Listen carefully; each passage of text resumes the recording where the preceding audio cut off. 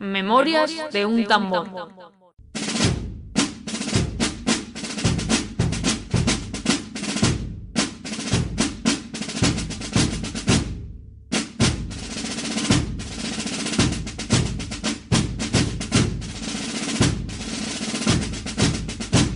Hola amigos, vamos a hablar de Gibraltar, audio número 64.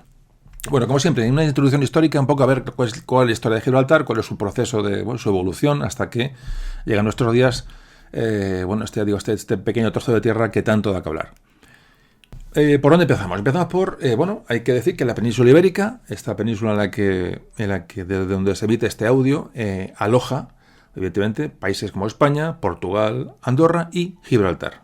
Y Gibraltar tiene una superficie entre 6 y 7 kilómetros cuadrados, es decir, es muy pequeño, es prácticamente un territorio insignificante.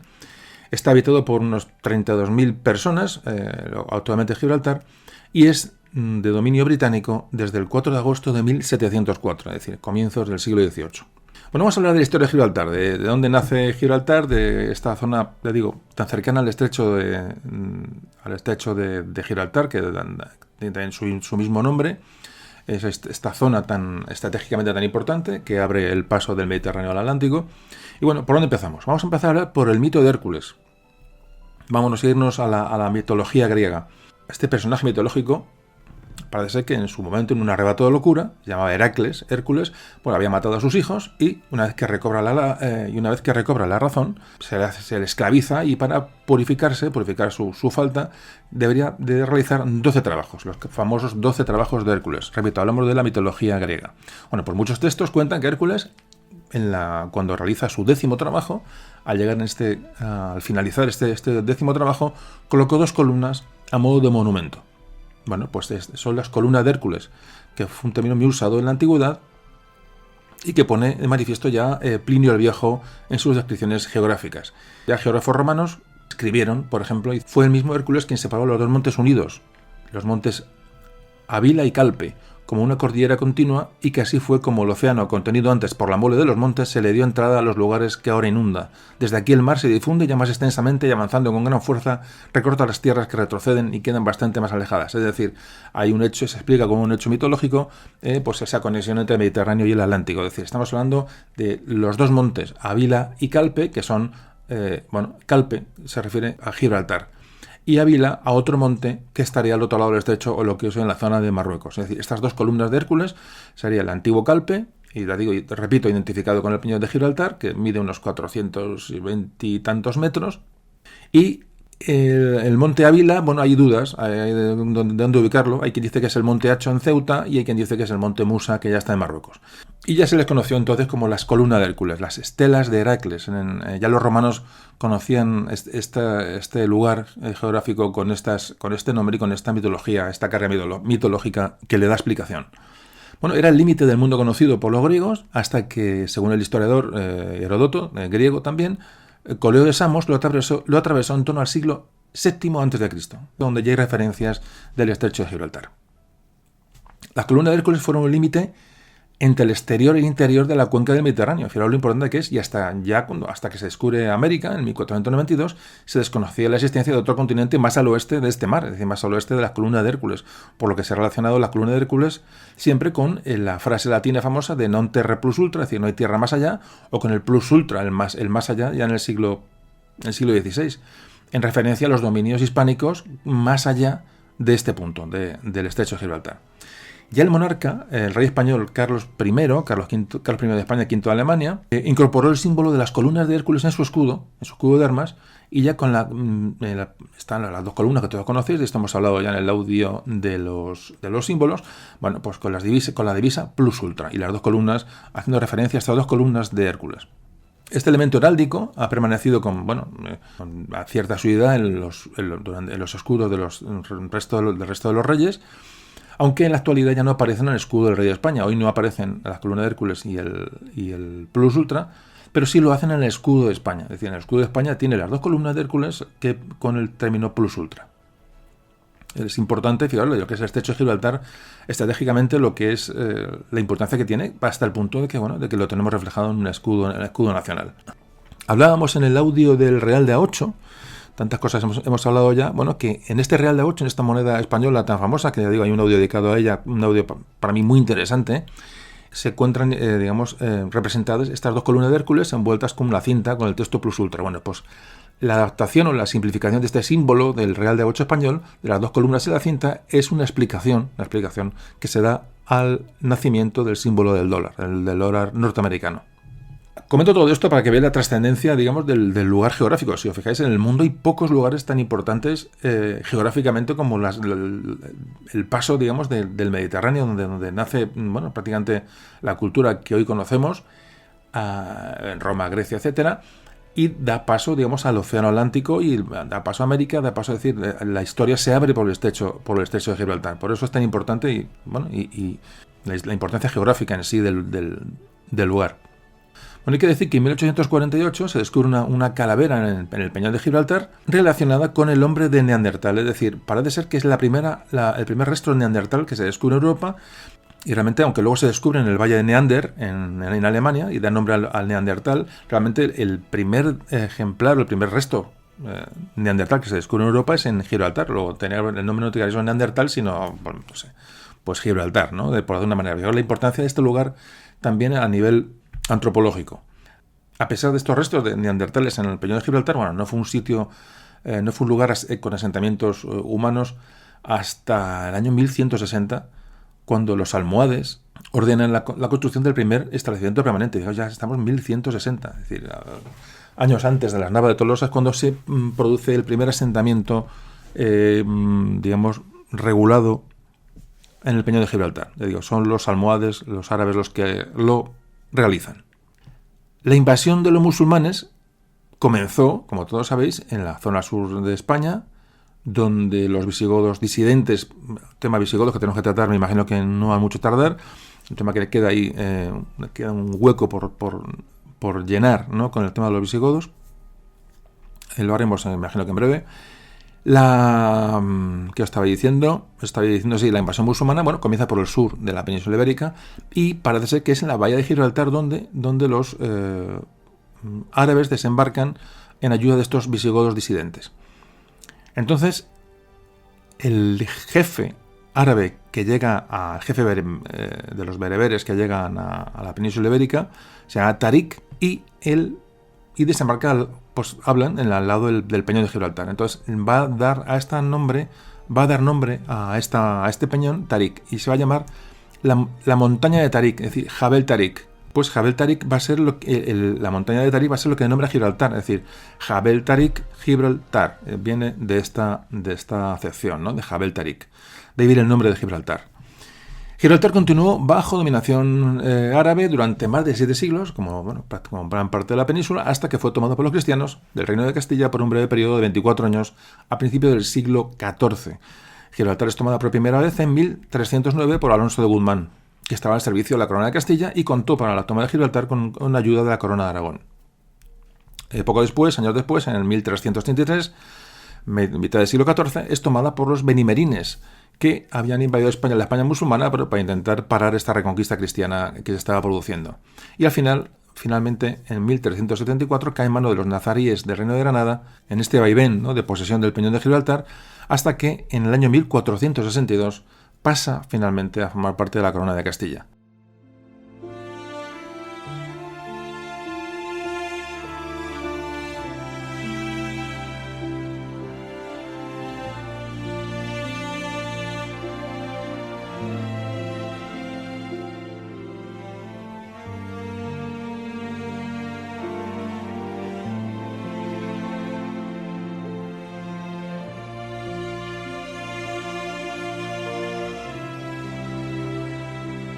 Bueno, pues vamos a hablar de la historia de Gibraltar hasta 1704, el año 1704, cuando va a pasar a manos británicas.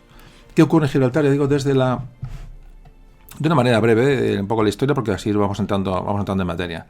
Ya estamos en pleno podcast, ya estamos en pleno audio, ya dando datos que interesan y que aluden exclusivamente a Gibraltar, al tema que tratamos hoy. Bueno, el rey de Castilla, Enrique IV, declara que Gibraltar pasaría a ser patrimonio de la corona de Castilla en estos años.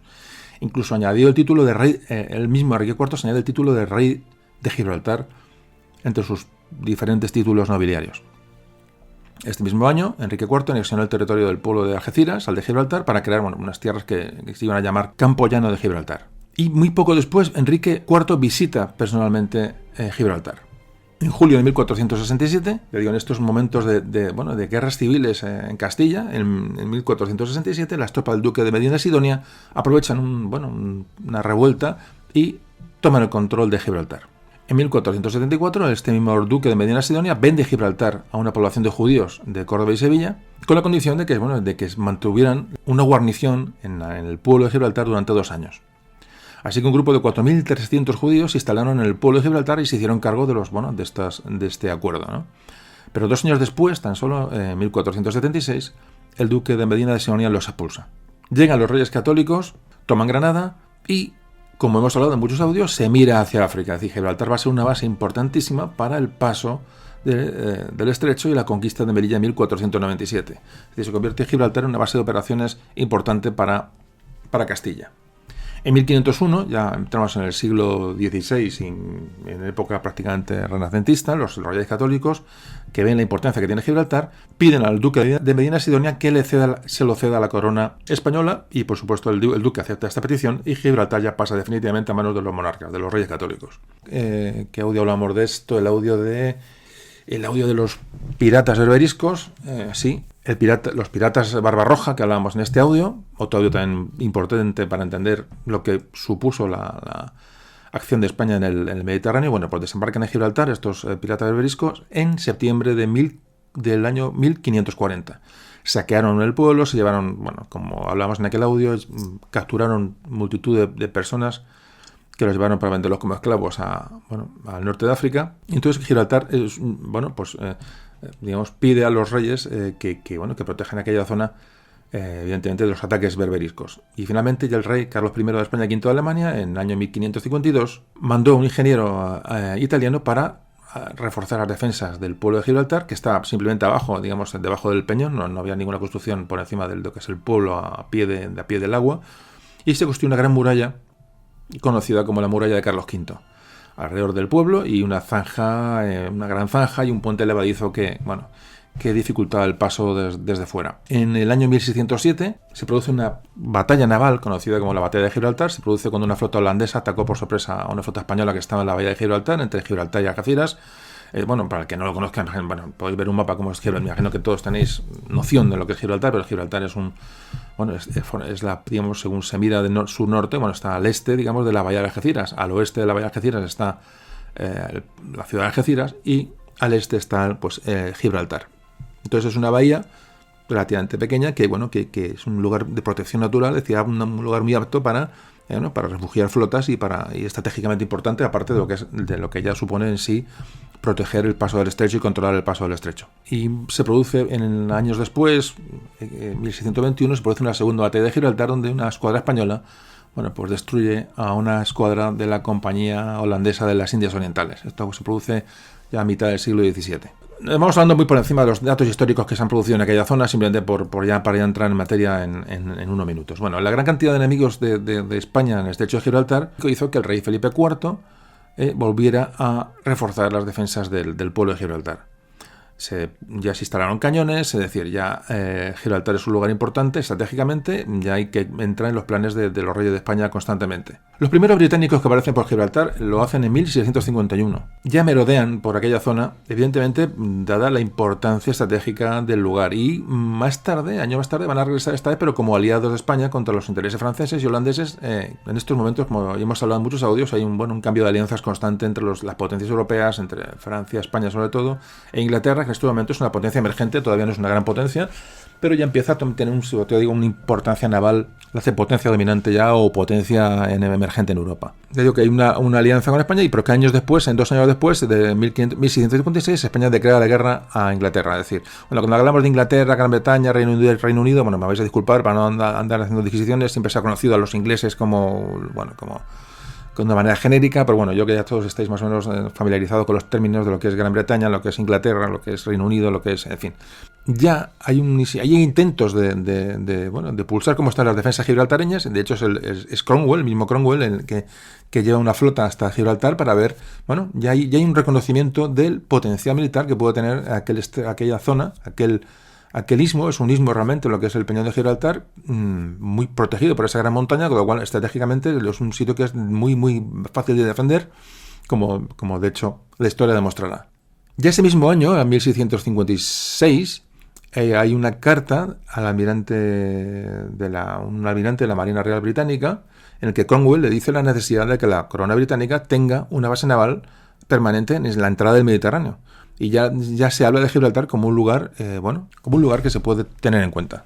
Era el lugar más sencillo de defender una vez tomado Gibraltar, sin duda. Y vale, aquí vamos a dejar un poco la introducción histórica y ya vamos a hablar del conflicto del Peñón como pasamanos británicas. Y esto sucede en la Guerra de Sucesión Española, que comienza en 1701.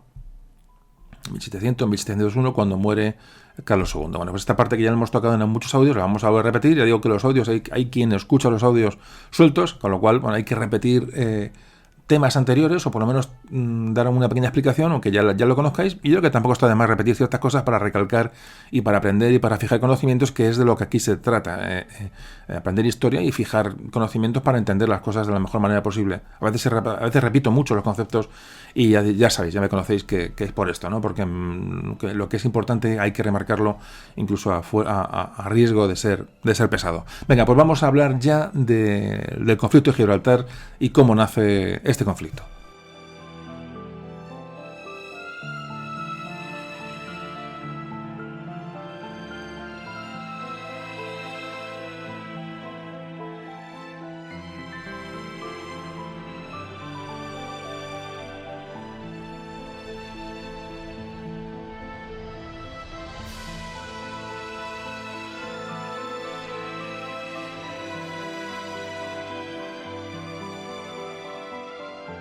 Bueno, continuamos con nuestro Gibraltar. Bueno, hay que decir que hoy contamos con un invitado de honor, que es un jamoncito de Salamanca que tengo aquí al lado y que me tomo cuando hago alguna pausa con un pan de estos colines o picos, que uno lo llame, y un vinito muy suave de Toledo. Y bueno, es que vamos, yo es que el alcohol lo llevo muy mal. En cuanto me paso un poquito, bueno, si yo bebo un poco más de la cuenta, con lo mal que llevo el alcohol, me convierto en el Capitán Trueno, ¿no? Hablando la que yo podría decir aquí. Así que digo que aguanto muy mal el alcohol, así que un sorbito de vino, jamoncito de Salamanca, que es nuestro invitado de hoy, y es una maravilla. Hablando de invitados, qué bueno el audio anterior, en el 63, Fernando, un audio que yo pensé que iba a ser, bueno, yo sabía que iba a ser bueno, pero el tema, el título, pues es poco atractivo, ¿no? La historia de la locura y tal. Y sin embargo, qué buena aceptación y cuánto comentario ha generado y cuánto correo electrónico. Realmente que me alegro por vosotros, por Fernando, por todo, ¿no? Por el funcionamiento del audio, porque realmente son temas más profundos, pero que muchos habéis valorado. Me ha sorprendido porque, bueno, la verdad que no me ha sorprendido porque el audio queda muy bien. Y bueno, no sé por qué comento esto, simplemente por eso, porque muchas veces los títulos de los audios pues a veces llevan a descargarlo, no descargarlo, escucharlo o no escucharlo, y a veces por el título, si el título no es muy atractivo, pues alguien se puede perder un tema muy interesante. Por ejemplo, el del Real de 8, que os digo, hay tantos audios que no son títulos llamativos y con fuerza, pero que realmente son pues muchas veces mejores que otros audios que se han hecho sobre temas mucho más, más públicos, más importantes o más llamativos, ya digo. Bueno, ya me he enrollado. Bueno, sí que sepáis que eso, que aquí cuando hay una pausa, corto el audio y lo mismo me tomo tal, siempre voy a la nevera, decir, no, pensé que esto va de seguido, si no sería imposible.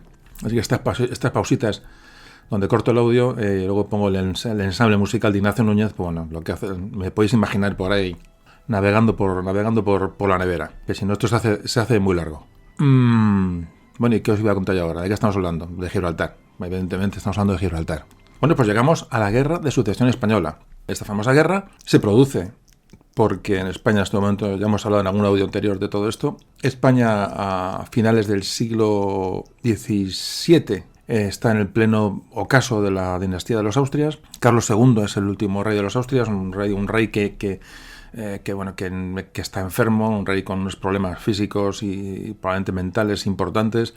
Hablamos de ello también en el audio anterior, en el que os comentaba de la historia de la locura. Bueno, pues esto aboca a España al final de una dinastía, y entonces, bueno, las potencias en el momento, Holanda, Francia, Inglaterra sobre todo, pues si quieren hacer pues, con ese botín, ¿no? que España, esa potencia en declive absoluto, quieren hacerse sobre todo con la riqueza americana, fundamentalmente, ¿no? Se van a repartir los despojos del Imperio Español, y aparece la figura de los Borbones franceses, que son los que van a suceder dinásticamente a los Austrias. Es decir, después de Carlos II en Austria, bueno, pues él va a atestar, su testamento va a ir a favor de Felipe d'Anjou, el Borbón francés. Aquí se produce una guerra europea, a nivel europeo prácticamente hablamos de mundial, porque las potencias europeas temen que la unión entre la emergente Francia o potente Francia con la España, con que estaba en declive, potencialmente era importante porque tenía los territorios americanos, pues formaron una potencia indestructible. Entonces, automáticamente, en el momento que Carlos II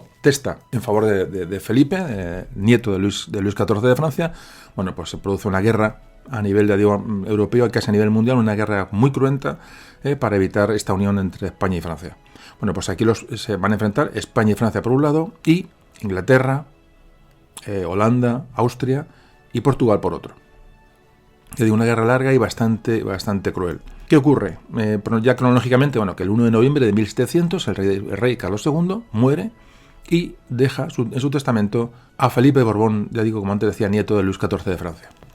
El otro pretendiente al trono, es decir, el pretendiente de las potencias aliadas, era el archiduque Carlos de Austria, de los Habsburgo, es decir, una lucha dinástica entre Austria, Habsburgos y Borbones. Es decir, repito, aclarando, al candidato de la Casa de Austria, Carlos, le apoyaba le apoyaba Inglaterra, Holanda y Austria. Y al candidato de los Borbones, a Felipe, le apoyaba evidentemente Francia y gran parte de España, puesto que el rey de Austria, Carlos II español, había delegado en él la continuidad monárquica en España. Así que Felipe de Borbón, que reinaría como Felipe V, fue coronado rey de España, y en 1702 la reina Ana de Inglaterra le declara la guerra a Francia. Es decir, comienza el conflicto de la Guerra de Sucesión Española, año 1700. Nos quedamos con el año 1700, que es más sencillo, es decir, comienzo del siglo XVIII. Aquí arranca la Guerra de Sucesión. En esta guerra, ya digo que hemos comentado en algún audio, y un día dedicaremos también un espacio especial, pero ya a fuerza de repetir todos estos datos, pues ya se nos van quedando. Hay una expedición anglo-holandesa que parte hacia España en 1703, está bajo el mando del príncipe Jorge de Hesse-Darmstadt, que era primo del archiduque Carlos, el pretendiente de los Austrias, y en un intento, por afianzar a Carlos como rey de España, planearon tomar Cádiz, es decir, tomar Cádiz como ciudad, base de operaciones para ir avanzando hacia el norte. Una ciudad que estaba bien protegida, una ciudad importante, importantísima, también estratégicamente, al igual que Gibraltar, y desisten de esta toma de Cádiz porque estaba muy bien protegida, y navegan, costeando la costa este española hasta Barcelona para hacer allí lo mismo, es decir, tomar Barcelona como una plaza, centro de operaciones para combatir y para instaurar, al final a Carlos de Austria como rey de España. Entonces el almirante Rooke, que era el jefe militar de esta flota, tenía órdenes de obedecer al rey de España, que para ellos era el archiduque Carlos de Austria. No reinó este candidato al trono español, no reinó, pero si hubiera reinado hubiera sido Carlos III. No el Carlos III que conocemos posterior, sino este Carlos, después de Carlos II, que fallece, hubiera sido, al llamarse Carlos, ordinalmente hubiera sido Carlos III. Bueno, pues esta flota se presenta a finales de mayo de 1704 en Barcelona. Esperaba el almirante Rooke que la ciudad se sublevara en favor suyo. Parece que no hay una coordinación, esta sublevación no se produce desde el interior de Barcelona, con lo cual, este sitio de la ciudad de Barcelona fracasa. Y tras desembarcar y una serie de escaramuzas, las tropas de esta flota aliada reembarcan y emprenden camino de vuelta hacia su base en Lisboa. ¿Qué ocurre de camino a la base de Lisboa? Donde estaba, el candidato, ahí sí estaba la auténtica base de operaciones del archiduque Carlos. De hecho, los portugueses tuvieron mucha influencia en la Guerra de Sucesión, como hemos hablado alguna vez. Movimientos de ejércitos en la península durante esta Guerra de Sucesión, muchos eran portugueses. Comentamos que los portugueses entraron en Madrid en dos ocasiones. Es decir, fijaos, es curioso esto y es poco conocido. Bueno, pues Frustrada este desembarco en Barcelona, bueno, pues este Rooke no puede volver con las manos vacías y siempre estaba esta idea, ¿no?, de tener una plaza en el estrecho de Gibraltar. Así que esta misma flota, hablamos de julio de 1704, fondean frente a Tetuán y ahí se convoca un consejo de guerra donde se dice que esa expedición que se había montado y que había fracasado no estaba intacta, que había que utilizarla para algo, y tenían dos opciones: una, atacar Cádiz, que ya prácticamente lo desechaban porque estaba muy, muy protegido. La idea era atacar Cádiz y hacerse con Cádiz, no con Gibraltar, pero había habido ya fracasos anteriores y bueno, Cádiz era una ciudad muy difícil de conquistar. Ponen su punto de mira en Gibraltar.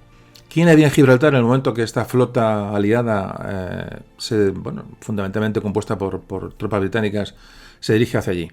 Pues en Gibraltar estaba gobernada por un sargento mayor llamado Diego de Salinas. Había una guarnición de apenas 100 soldados mal equipados, muy escasa artillería. Había una reserva, ¿no?, una reserva, digamos, en las cercanías que podía ayudar a Gibraltar en un momento determinado, pero eran paisanos, milicias, es decir, el ambiente bélico del momento hacía que no todos los lugares podían estar controlados y fortificados debidamente.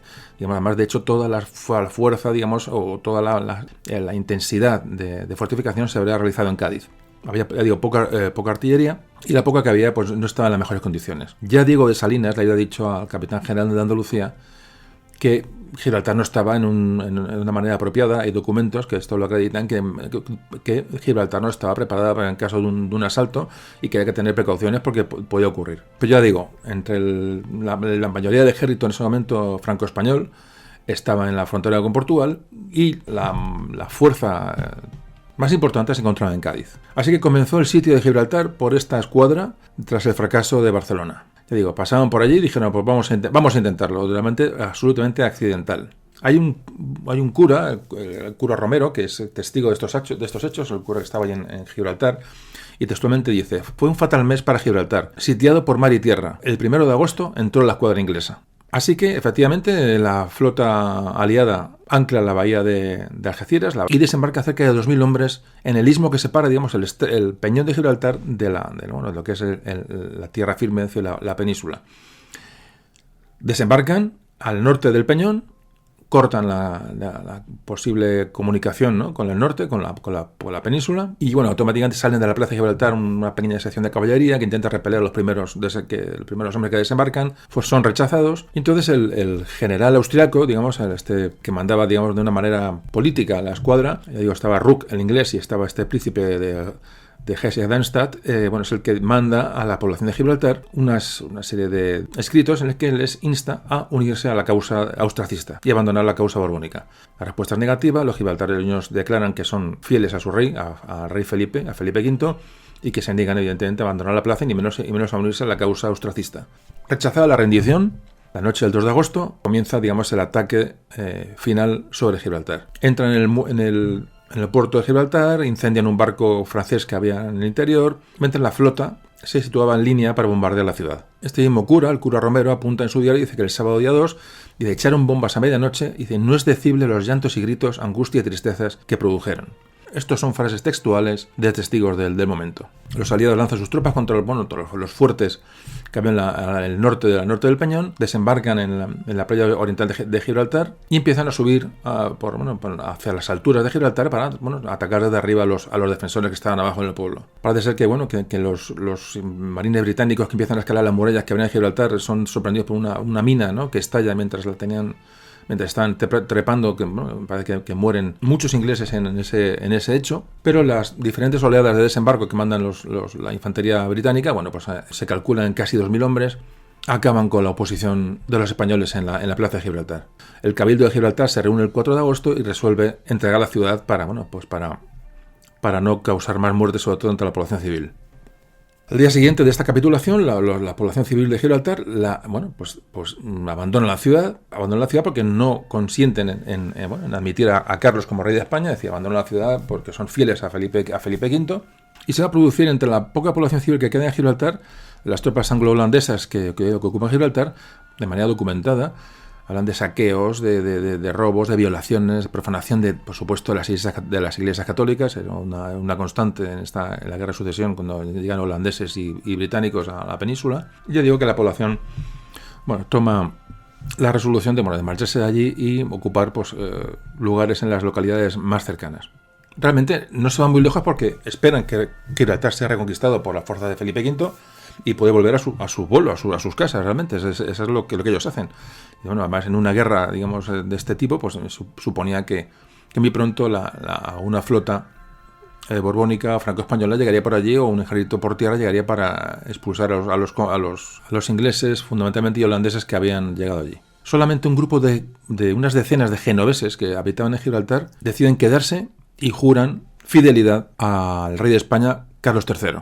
El día que se toma Gibraltar, el príncipe de Darmstadt había izado el estandarte real del archiduque Carlos de Austria en Gibraltar, como una posesión del rey de España, del supuesto Carlos III, de los Austrias, pero los ingleses dicen que esto no les gusta y plantan la bandera inglesa y dicen que esa posesión va a ser para la reina de Inglaterra. Porque claro, el motivo de la toma de Gibraltar era que pasara a manos del archiduque Carlos, el futuro rey de España, pero no. Los ingleses no creen que pertenecieran al archiduque, ni mucho menos. Los ingleses ya habían decidido quedarse con esta posesión estratégica que se convertiría desde entonces en una base de operaciones para su armada y para controlar el acceso al Mediterráneo. Es decir, la rapiña británica había puesto ya sus manos en Gibraltar y iba a ser de una forma definitiva.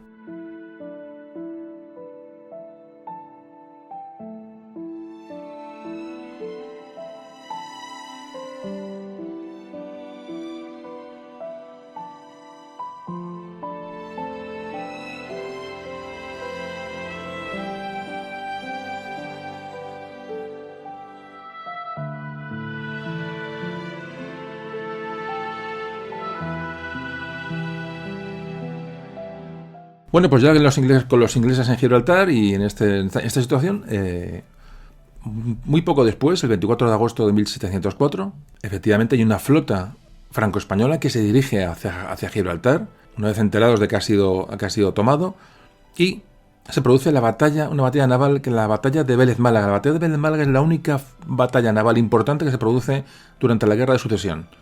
Realmente la mayoría de la flota era francesa, porque los españoles realmente, cuando muere Carlos II, en el final de los Austrias españoles, y lo he comentado muchas veces, creo recordar que para el comercio, esto lo he comentado muchas veces, porque además es un dato que es muy importante para ver cómo acaban los Austrias su época como dinastía de la monarquía hispánica.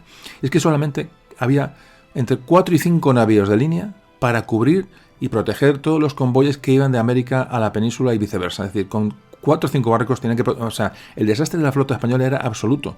Y luego se producirá con los Borbones, con la llegada de Felipe V, bueno, pues cómo se reactiva la flota, ya una serie de medidas durante los años, pero ya digo que en este momento la flota española prácticamente es inexistente. Entonces, bueno, realmente la batalla naval que se produce, la única es esta flota franco-española, más bien franca que española, en la costa de Málaga.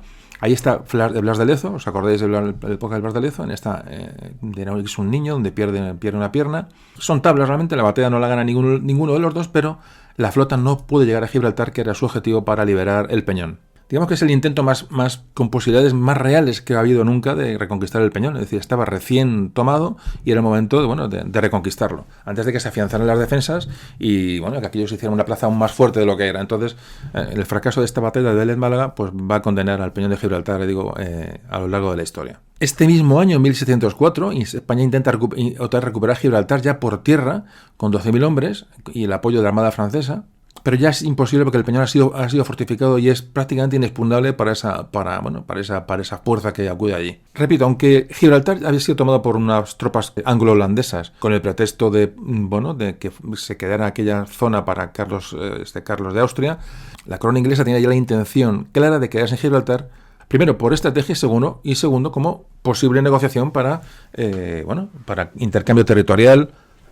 Ya sabéis que en estas paces que se firmaban entonces, en estos tratados, había intercambios de territorios constantes. Entonces, aparte de la importancia estratégica, tenía una importancia como negociación territorial en el caso de llegarse a alguna paz, a algún estatus de repartición territorial. Siguen avanzando los años, seguimos en guerra de sucesión en Europa y en España.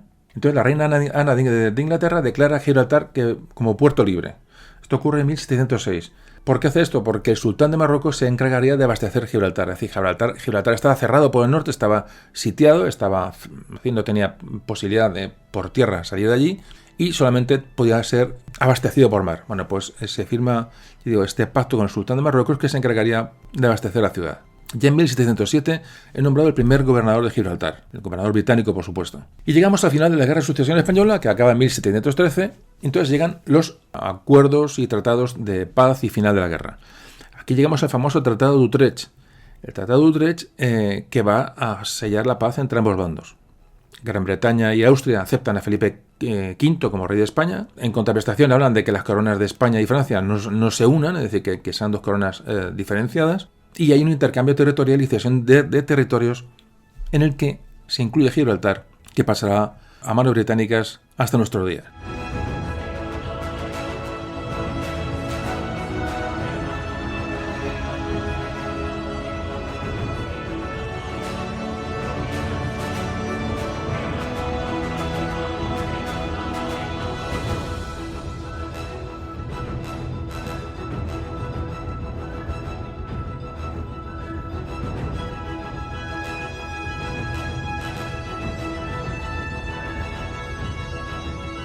Bueno, ¿qué va a ocurrir ya una vez que acaba la Guerra de Sucesión y qué ocurre con Gibraltar? Vamos a ver un breve resumen de la historia de Gibraltar en estos años. Bueno, pues como antes comentaba, los ingleses tienen Gibraltar, aparte de una manera de su importancia estratégica, también lo tenían para una negociación. De hecho, en los años siguientes al final de la Guerra de Sucesión, de hecho, el Peñón entra en varias posibilidades de tratados entre España e Inglaterra, pero nunca se recupera. Es decir, se ofrece, de hecho los británicos lo ofrecen el Peñón como parte de negociaciones, pero a España no le interesa porque las contraprestaciones no eran aceptables. Entonces, bueno, pero que sepáis que hubo, aparte de los intentos militares por tomar el Peñón, hubo también intentos diplomáticos por recuperar el Peñón sobre todo durante el siglo XVIII. ¿Qué pasa? Que para Gran Bretaña, que estaba metida en otras guerras, y va a llegar pronto la guerra de independencia norteamericana, es decir, en Gran Bretaña está inmersa en muchos líos. Entonces consideran que mantener la guarnición y mantener el Peñón vivo con su guarnición allí costaba dinero, le costaba, digamos, un enfrentamiento con España. Es decir, tampoco lo tienen muy claro. Es decir, a lo largo de estos años hay una serie de fluctuaciones, ¿no?, en el trato del Peñón. Pero ¿qué ocurre? Que aunque el Parlamento británico quiere deshacerse del Peñón o tiene posibilidad de hacerse del Peñón, no está bien visto, ¿no?, sobre todo entre la ciudadanía británica, digamos, en el poder militar. Es decir, no hay un encuentro de puntos de vista que van a hacer que Gibraltar no se ceda. Fijaos, en 1717 hubo el ejército español, ya Borbón, reconquista Cerdeña, y en 1718 Sicilia, dos territorios que se cedieron a Austria en el Tratado de Utrecht. De hecho, ya en estos momentos, ya en el año 1719, España intentó ayudar a los rebeldes escoceses en el año 19. Se llevó allí una flota, que sí, hemos comentado en algún audio, yo creo que sí, hemos comentado esto. Creo que en Irlanda comentamos esto, el intento de España de socorrer a los escoceses. Es decir, ya hay una pugna ya en los comienzos del 18 entre España e Inglaterra que va a prácticamente ya imposibilitar un pacto para la retrocesión o la devolución de Gibraltar. En 1727 España también intenta tomar Gibraltar militarmente. Ya va a haber varios intentos. Es decir, esta es la situación de Gibraltar. De una manera que sea accidental, de un modo prácticamente, pues circunstancial, poco a poco se va asentando Inglaterra en Gibraltar y va a dificultar ya, por supuesto, la devolución por medios políticos y medios pacíficos. España muy pronto denuncia el Tratado de Utrecht porque argumenta que Gran Bretaña ya había violado el acuerdo prácticamente nada más firmarse, al extender las fortificaciones más allá de la línea permitida, cosa que es cierta, y haber permitido entrada de judíos y moros a vivir en Gibraltar, no proteger a la población católica que allí vivía, permitir el contrabando. Es decir, ya España denuncia el Tratado de Utrecht muy pronto, digamos, y con este rechazo, esta denuncia de incumplimiento de Utrecht por parte de los ingleses, digamos, España tiene una legitimidad para atacarlo militarmente. Los diferentes asedios, hasta el gran asedio, que ahora hablaremos de él un poco en concreto, pues todos fracasan por lo mismo. Es decir, es muy difícil atacar un lugar que está que está donde está, tiene un istmo muy estrecho que pues, puede ser protegido muy fácilmente, y siempre estaba la flota británica en superioridad para evitar el ataque por mar, con lo cual el ataque está obligado a hacerse por tierra por una franja muy estrecha, que era muy fácilmente defendible. Esa es la clave de Gibraltar. Si no ve el mapa de Gibraltar, que esta es la esencia táctica de Gibraltar, aunque podemos hablar de esto durante horas. Pero bueno, digo que no es un audio de historia militar, pero muchas de estas cosas hay que comentarlas porque es fundamental para entender el desarrollo de los acontecimientos. Ya avanzado el siglo XVIII, en 1730, España lo que hace es construir una serie de fortificaciones al norte de las líneas inglesas, británicas, digamos, cortando ya definitivamente la comunicación con tierra de Gibraltar. Estas fortificaciones, que se construyen en el año 30, 1730, son conocidas como la línea de contravalación. Va a dar nombre al pueblo que se crea allí con la construcción de esta fortificación, que será la línea de la Concepción, que por supuesto hoy existe. Gibraltar es bloqueado por tierra, pero bueno, con la ayuda de su armada y los pactos con Marruecos, no tiene problemas de abastecimiento de suministros en un principio. La población de Gibraltar va a ir creciendo a medida que pasan los años, a medida que avanza el siglo XVIII, y tiene una mezcla evidentemente de británicos. Hay genoveses que se asientan en Gibraltar, como vimos al principio. O sea, los primeros habitantes de Gibraltar son genoveses. Hay judíos, hay españoles también, hay portugueses. Y hay un censo de población en Gibraltar a mitad del siglo XVIII que cifra en más de 6.000 personas las que habitan en Gibraltar, más 3.000 soldados de guarnición. ¿Qué ocurre? Pues bueno, que Gibraltar empieza a ser ya un puerto importante, un puerto abierto, y cada vez va prosperando económicamente, y cada vez son más la población que va allí, bueno, pues a buscar su riqueza y a buscarse la vida en Gibraltar como un lugar, bueno, propicio para ello. Evidentemente es un puerto británico, un puerto de paso por un lugar muy importante, que pasan todas las flotas, y se convierte en un lugar económicamente potente. Evidentemente, a la par que Gibraltar se va modernizando en estructuras, digamos, económicas, y va avanzando económicamente, ¿qué ocurre? Pues que empieza a ser una plaza más importante y se va mejorando su defensa. Es decir, las fortificaciones de Gibraltar se van modernizando con el paso de los años y según va adquiriendo importancia económica para Inglaterra. Va a llegar un momento importantísimo, que es la Guerra de Independencia de los Estados Unidos de Norteamérica, que está ya en 1776, y va a poner en Gran Bretaña en el brete, tener que acudir con toda su fuerza a las 13 colonias norteamericanas, como todos sabéis, y va a desguarnecer todas las plazas que tenía, incluida Gibraltar. Entonces, viendo la oportunidad de retomar Gibraltar, viendo esta oportunidad que les brindaba la historia, por aquellos colonos rebeldes en Norteamérica, pues Francia y España declaran la guerra a Gran Bretaña y van a apoyar a los rebeldes norteamericanos. Francia de una manera muy explícita y España de una manera vital, pero de una manera poco explícita, y que no ha sido reconocida, y que es un tema que también me gustaría tratar en algún día, porque en gran parte la guerra de independencia de Norteamérica se gana por la ayuda española que fundamentalmente viene desde Cuba y los ataques a Florida. La verdad es que el flanco sur que tienen que cubrir los ingleses por la zona sur hacia el Golfo de México es lo que les debilita y realmente hacen que esa guerra en gran medida se pierda. Pero muy poco reconocido el valor de los españoles en esta guerra. Bueno, el caso es que aprovechan los españoles, evidentemente, para asestar un golpe a los ingleses, y aprovechan este momento de debilidad para hacer un último asedio a Gibraltar. El último asedio y gran asedio a Gibraltar, que se produce en 1779. Es el asedio más largo de toda su historia. Ya digo, se recordó históricamente como el gran asedio de Gibraltar, tras los infructuosos intentos que se produjeron, como antes hemos comentado, de manera muy por encima, en 1704 el primero, en 1705 o 1727. Bueno, pues en 1779 se produce otra ocasión para intentar tomar definitivamente Gibraltar, o retomar o reconquistar. Se produce el Tratado de Aranjuez entre España y Francia. Siempre hemos hablado también, cuando hablamos del siglo XVIII, en tantos audios, hemos hablado de los pactos de familia, es decir, cómo el Borbón francés y el Borbón español en el trono, fuera quien fuera, al proceder de una misma dinastía, pues firmaban un pacto de familia y de apoyo mutuo. Entonces se produce otro pacto de familia en el Tratado de Aranjuez. Hablamos de 1779, por el cual en la España del rey Carlos III se va a aliar con la Francia del rey Luis XVI. Le digo, todos contra Gran Bretaña, ocupada en sus problemas de independencia en Norteamérica. Este pacto, y lo que reclamaba ante Inglaterra, era la devolución de Gibraltar y Menorca y Florida a España. Francia lo que buscaba por su parte en este pacto era quedarse con el derecho de comercio en la India y expulsar a los ingleses de Canadá. Aparte de otra serie de reivindicaciones territoriales, que no vienen al caso. El caso es que fijaos cómo ya los dos países, viendo la debilidad de Inglaterra, se unen, Francia y España, contra Inglaterra, con una serie de peticiones territoriales. Bueno, pues el 16 de junio de 1779 España declara oficialmente la guerra a Gran Bretaña de una manera sorpresiva. Fijaos que además cuentan historiadores que, en Gibraltar, fijaos si no se conoce esta declaración de guerra, que días después de haber declarado la guerra España e Inglaterra, el general gobernador de la plaza de Gibraltar cruza la línea hacia la zona española para felicitar al español, al general Mendoza, porque había ascendido a general. Entonces, de una manera, bueno, pues noble y, digamos, de compañerismo, pues el general inglés cruza la frontera española para felicitar al general español porque acababa de ascender. O sea, el inglés no se había enterado de que España había declarado la guerra a Inglaterra, y esto se produce, digo, días después de la declaración. Fijaos cómo en aquella época llegaba la información a los sitios y todo lo relativo que era todo, ¿no? Lo relativo que es cuando hablamos de historia muchas veces. Cómo hay que ponerse en el momento para entender ciertas cuestiones. Bueno, pues España cierra definitivamente la frontera norte con Gibraltar, va a comenzar una de las campañas más importantes, desde luego, que se producen en torno a Gibraltar en toda su historia. El general Elliot, que mandaba la fuerza británica, era un general muy formado, un general que era un experto en ingeniería, un experto en fortificación, con muy buena formación, y por parte española estaba el general Álvarez de Sotomayor. Las fuerzas británicas en Gibraltar ascendían a cerca de 6.000 hombres y una pequeña fuerza naval que constituían 5 navíos, y en el lado español había unos casi 14.000 soldados y casi 1.000 artilleros, es decir, se había decidido utilizar la artillería de una manera crucial para intentar recuperar Gibraltar. Le digo, a pesar de la dificultad que aquello conllevaba.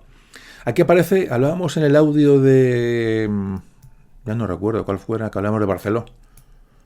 Por hace poco, en el de los piratas berberiscos, ahí hablábamos de Barceló, creo recordar, de Tony Barceló, de este almirante español y muy desconocido.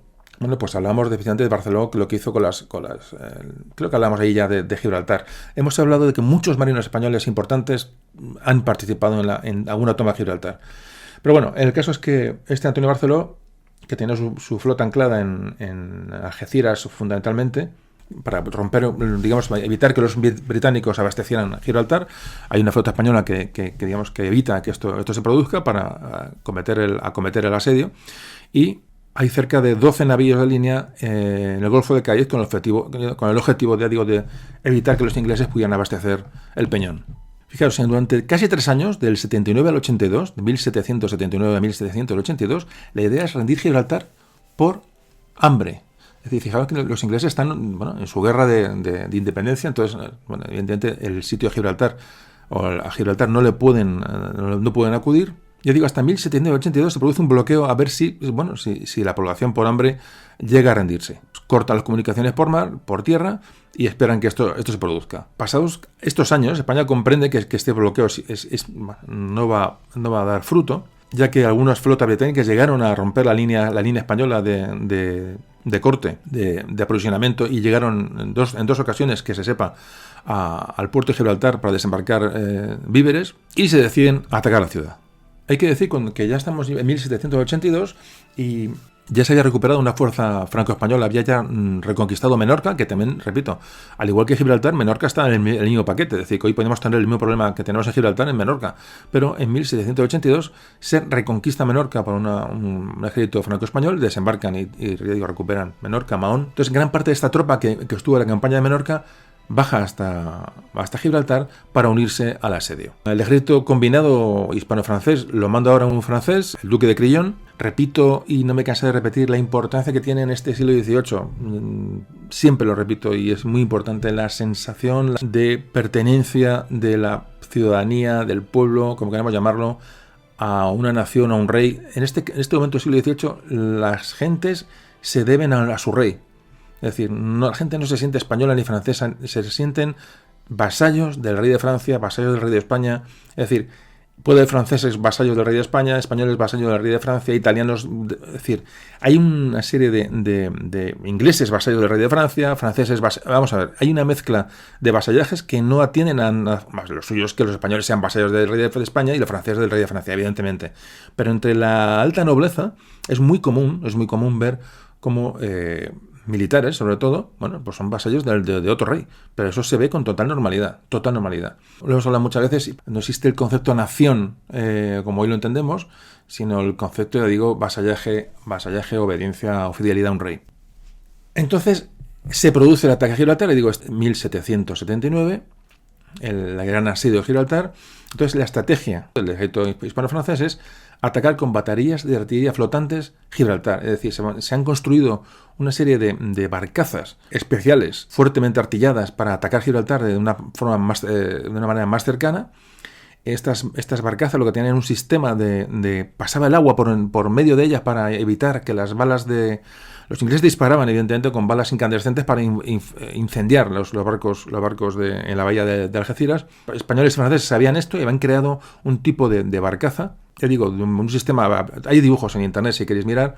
Circulaba el agua del mar por medio de ellas, es decir, en muchas partes no tenían fondo, para que cuando llegan las balas incandescentes inglesas llegaran y tocaran, aunque se incrustaran en el casco de estas grandes baterías flotantes, digamos, se mojaran y se apagaran. Es decir, una manera muy sucinta y muy simple de contarlo, pero os hagáis una idea. Es decir, hay un trabajo de ingeniería para intentar tomar Gibraltar y cuesta mucho dinero y cuesta mucho tiempo, pero esto es lo que se produce. Y entonces, la idea es, esta batería es intentar inutilizar los cañones de defensa británicos en el Peñón, es decir, acabar con la defensa que hay en el Peñón, para luego un desembarco y empezar poco a poco a reconquistar una zona que es muy complicada. Se construyeron hasta 5 baterías de 2 puentes de cañones y 5 de un puente, es decir, dos auténticas barbaridades, ¿no?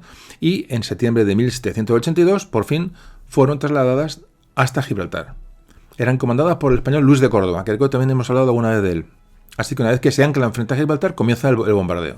Total había en estas baterías 142 cañones y 5.000 hombres. Fijaros la barbaridad de que estamos hablando. ¿Pero qué ocurrió? Pues que fue un fracaso, fue un auténtico fracaso. Los ingleses empezaron a disparar sobre las baterías, no hubo coordinación de apoyo de la flota a las baterías, es decir, aquí empezó una huida generalizada, mandaron lanchas para sacar a los marineros, muchos se ahogaron, fueron pasto, digamos, de las llamas, muchas de las baterías, fallaron los sistemas de apagado de las balas, se llaman balas rojas, ¿no? Balas incandescentes.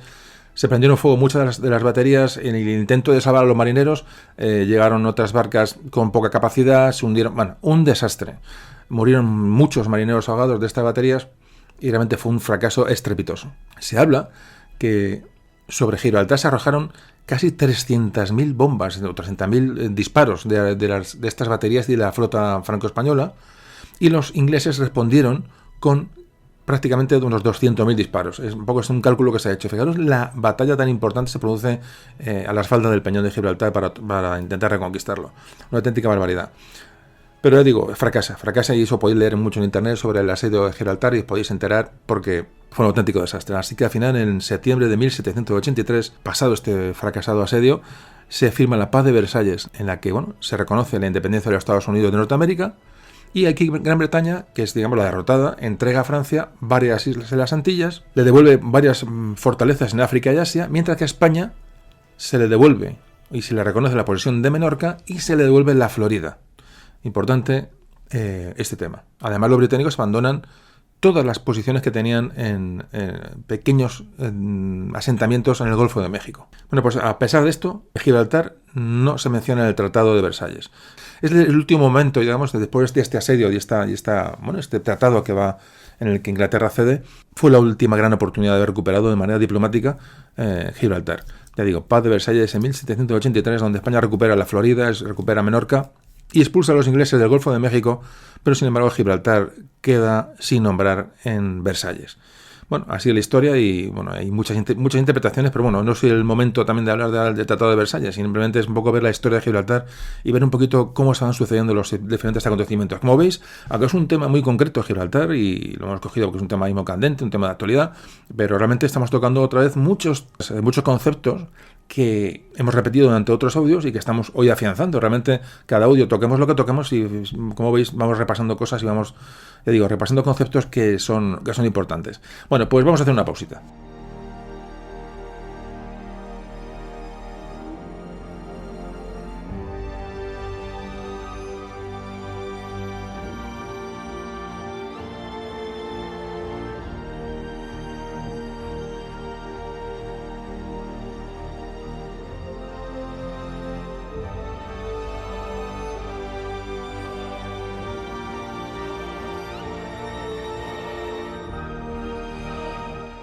Bueno, nos metemos ya en el siglo XIX. ¿Y qué pasa en el siglo XIX con Gibraltar? Bueno, pues Hay un hecho importante y cuando se produce justo al principio del 19, en el año 1800, cuando Gran Bretaña asume el control de la isla de Malta. Es muy importante porque esto se produce en el Tratado de París y en 1814 ya, digamos, se da legitimidad a la toma de Malta por los británicos. ¿Qué ocurre?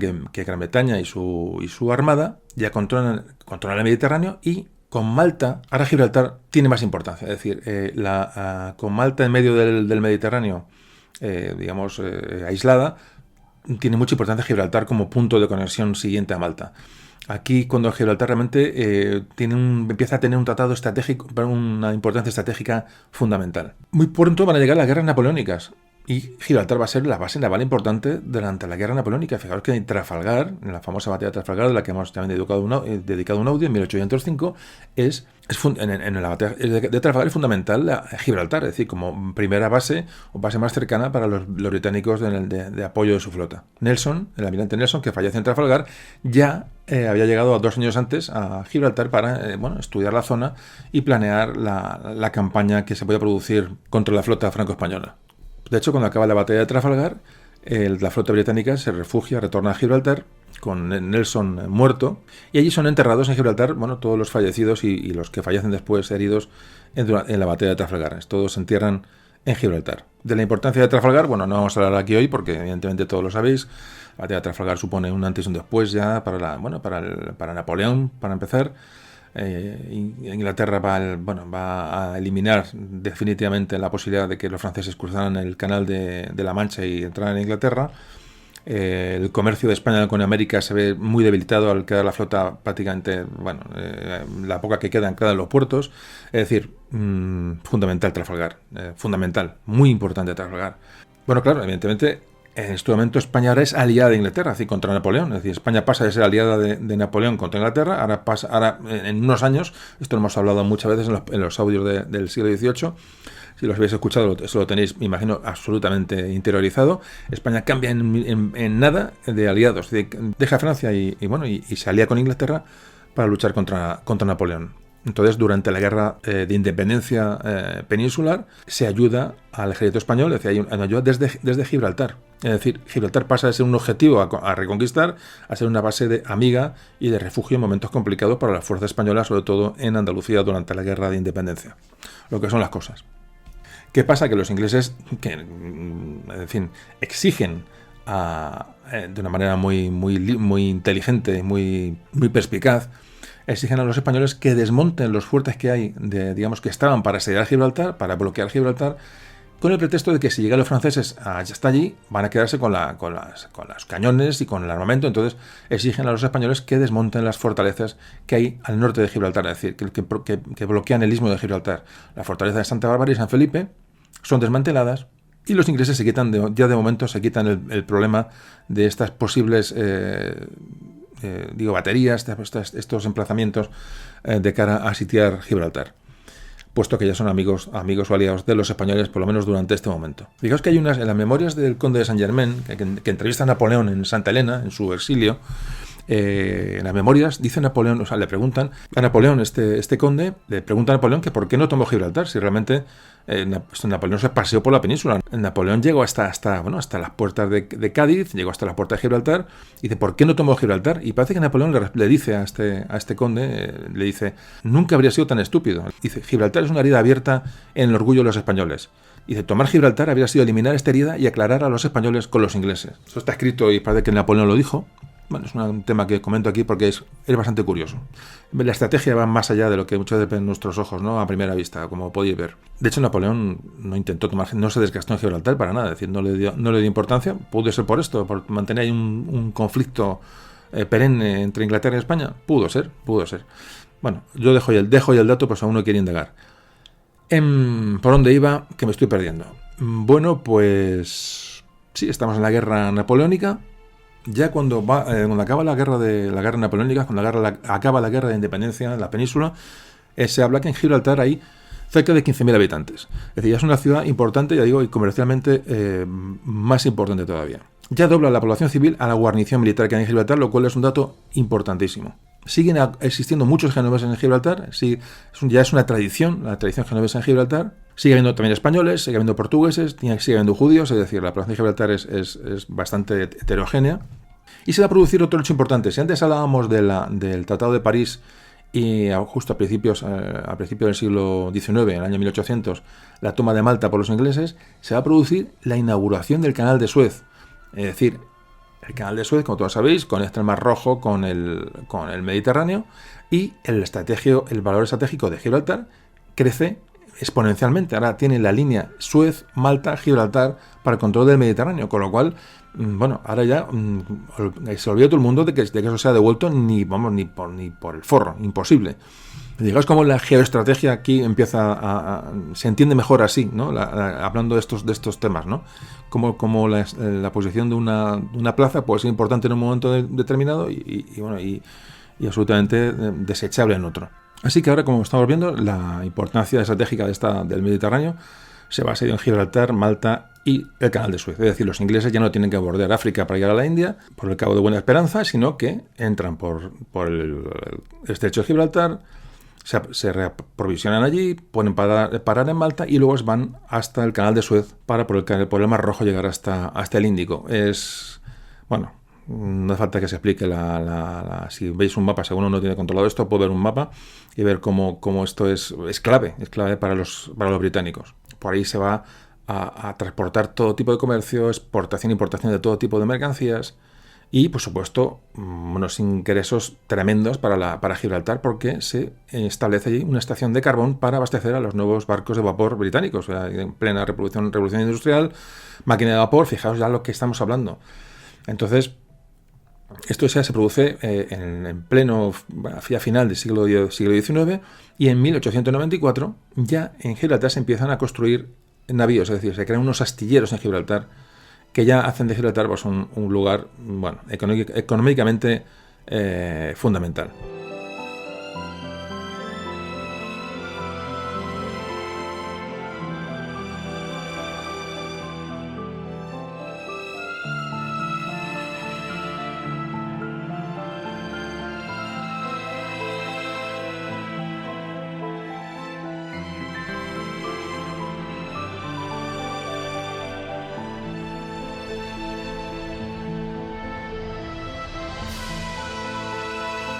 Bueno, y nos metemos en el siglo XX. En el siglo XX, justo a principios, en 1908, se produce un hecho muy importante cuando el embajador británico en Madrid informa al gobierno español de que se va a construir una verja en el istmo de Gibraltar para evitar el contrabando. Entonces, aquí es cuando España, nunca ha reconocido a España la construcción de esta verja, es una cosa que se hace de manera traicionera, es decir, es un problema de avance territorial claramente ilegal con respecto al Tratado de Utrecht. Eso se produce a principios del siglo XX. En la época de Franco, en 1938, el Reino Unido reconoce el régimen de Franco en plena guerra civil. De hecho, en Gibraltar había dos consulados, uno republicano y otro nacional, lo que va a hacer que Gibraltar pues sea testigo de varios acontecimientos relacionados con la guerra civil durante esta época. De hecho, en mayo del 37, un navío británico de la Armada Británica tiene que ser remolcado a Gibraltar porque había chocado con una minas que se pusieron durante la Guerra Civil Española, donde murieron varios soldados británicos. En junio de este mismo año, el 37, el acorazado alemán Deutschland atracó en el puerto de Gibraltar con la tripulación, muchos heridos y muchos muertos tras ser bombardeado por aviones republicanos. En el 38, en agosto, el destructor republicano 10 se refugia en Gibraltar tras ser atacado por el Canarias y entra con muchas bajas. En fin, participa Gibraltar en la guerra civil, de manera testimonial, pero participa. Y es ya durante la Segunda Guerra Mundial, entre el 39 y el 45, cuando Gibraltar se convierte en un lugar tan importante y una fortaleza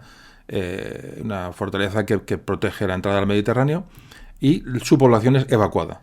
Se construye a final del 39 la base aérea, la pista de aterrizaje que hay en el istmo de Gibraltar, un territorio que no fue cedido en Utrecht, y donde hoy está el aeropuerto de Gibraltar. Es un terreno tomado por los ingleses de una manera absolutamente ilegal con respecto a Utrecht. Esto ya estaba allí en la Segunda Guerra Mundial. Hasta entonces había sido un hipódromo, por lo visto, pero se convierte en aeródromo. En 1940 son evacuados de Gibraltar casi 17.000 gibraltareños, que son evacuados fundamentalmente a Casablanca, al protectorado francés que hay en Casablanca, en Marruecos. Otros van a Londres, otros incluso fueron a Jamaica. Es decir, se va a evacuar Gibraltar ante el peligro bélico que existe en la zona. y se convierte, por supuesto, Gibraltar en básico para el abastecimiento de Malta, como ya era hasta entonces, pero ahora durante la Guerra Mundial. Durante la Segunda Guerra Mundial, Gibraltar es más importante si cabe. De hecho, los alemanes planearon la invasión de Gibraltar. Se diseñó una operación llamada Operación Félix, que pasaría la intención de tomar Gibraltar y devolvérselo a España, a Franco, que está en este momento en el poder. Pero vamos, se pensó hacerlo cuando se tomara Rusia. Rusia nunca se llegó a conquistar, como todos sabéis, entonces aquello se quedó en un proyecto. Bueno, de hecho, durante la Guerra Mundial, el Peñón de Gibraltar fue atacado en algunas ocasiones por buzos italianos que estaban estacionados en Algeciras y llegaron hasta Gibraltar y provocaron algún tipo de atentado tampoco muy importante. Pero bueno, este es un poco la historia del siglo XX de Gibraltar, hasta que llegamos a la época franquista. Y bueno, y aquí ya vamos un poco a hablar, vamos a cortar un momento el tema ya histórico. Es decir, yo creo que queda bastante explicado la historia de Gibraltar y acontecimientos hasta el siglo XX, hasta el final de la Segunda Guerra Mundial. Y aquí vamos un poquito a redactar en esta última parte del audio de la interpretación de los pactos del Tratado de Utrecht, de los convenios, de un poco la política internacional que afecta a Gibraltar. Creo que es una parte importante del audio y que vamos a empezar hablando del Tratado de Utrecht, para ir fijando conocimientos sobre el tema.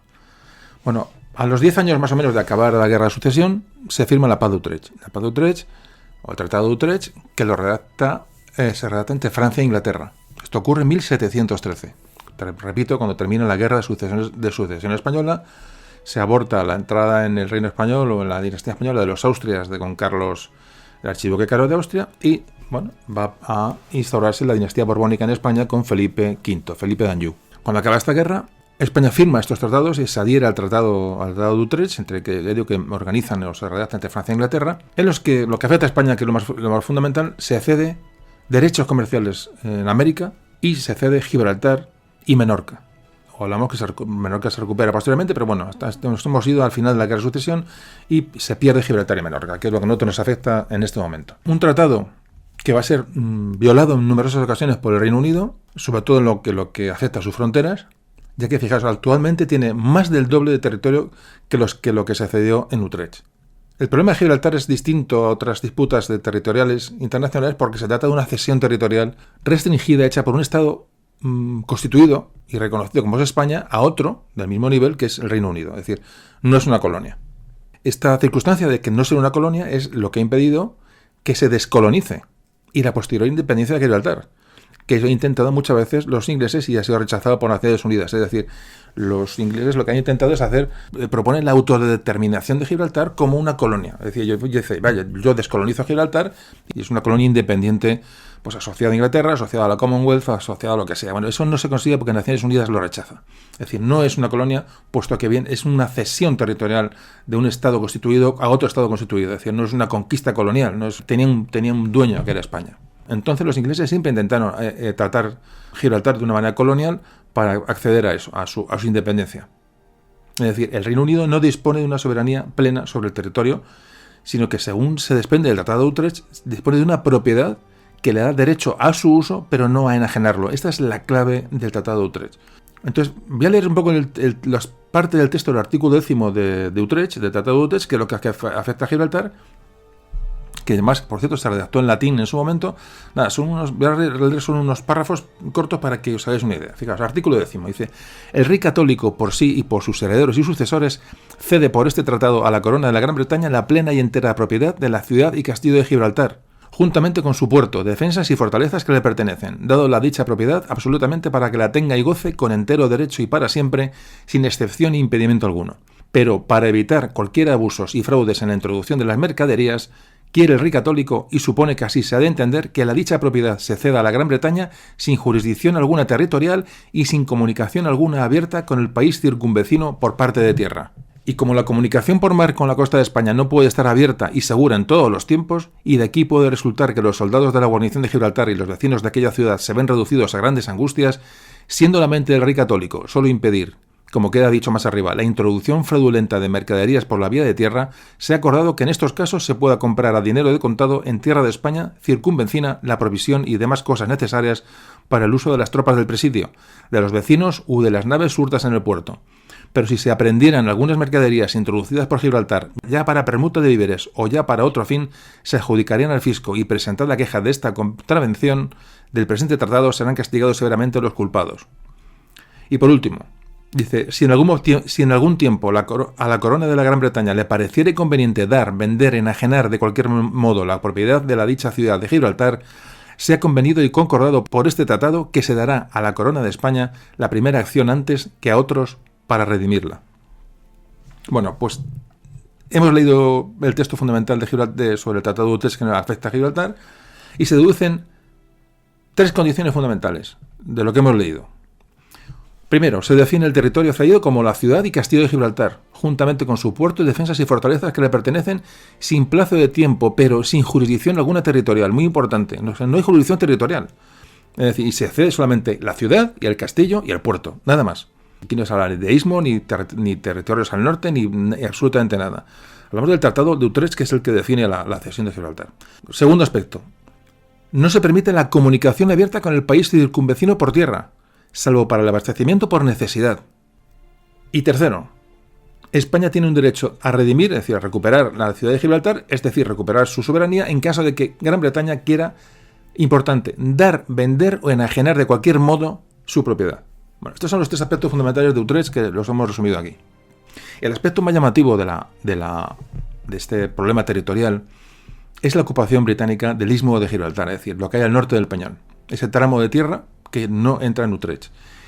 Esta verja que se construye a principios del siglo XX, de 1908-1909, es la clave de todo este problema. Es decir, los ingleses construyen una verja mucho más al norte, como medida de protección para evitar el contrabando, etcétera. Bueno, imaginaos, al principio del siglo XX en España cómo estaba el asunto, estaba como para andar con... Entonces aquello se construye y se queda ahí fijo, es decir, y hay ese espacio enorme que hay al norte del Peñón de Gibraltar hasta lo que es la verja actual.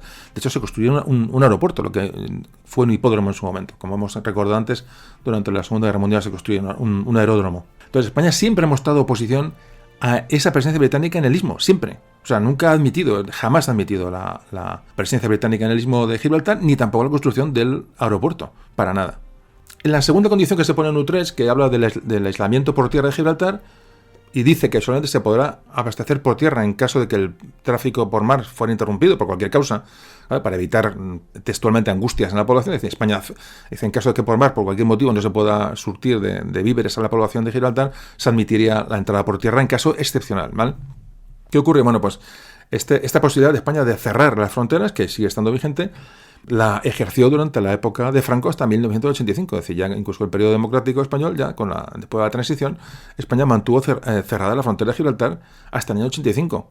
Y se modifica esta situación de cierre de fronteras, cierre de verja, bueno, porque España quiere un poco atraerse, bueno, la visión más favorable de los habitantes gibraltareños y sobre todo porque España está entrando ya en Europa, está entrando en los organismos europeos. Y además España pretende avanzar en las negociaciones de devolución de Gibraltar. Es decir, España va a dar muestras de buenas intenciones y sobre todo cuando termina la dictadura, España va a ingresar en la Unión Europea, España va a ingresar en la OTAN, es decir, España se convierte en un aliado natural del Reino Unido y es el momento que se empieza a plantear una conversación seria sobre la posible devolución de Gibraltar. Pero no solamente el Reino Unido no hace oídos a este cambio español y a esta situación, sino que encima el Reino Unido tutela todavía más reforzar la economía de Gibraltar y va a dar a Gibraltar encima estatutos políticos autónomos propios, es decir, va a reforzar el estatus de Gibraltar, cosa que también prohíbe Utrecht.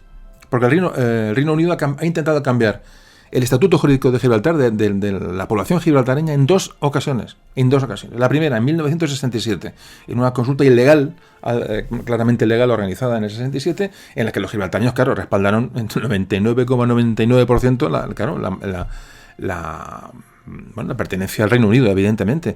Además, Naciones Unidas entendió que el referéndum era ilegal, que contravenía las peticiones anteriores de la ONU y que no se había tenido en cuenta España. Es decir, se hace un referéndum en el 67 con los ingleses apoyando durante mucho tiempo, no reconoce el referéndum, lo declara no válido e ilegal e insta a los dos países a entenderse y negociar.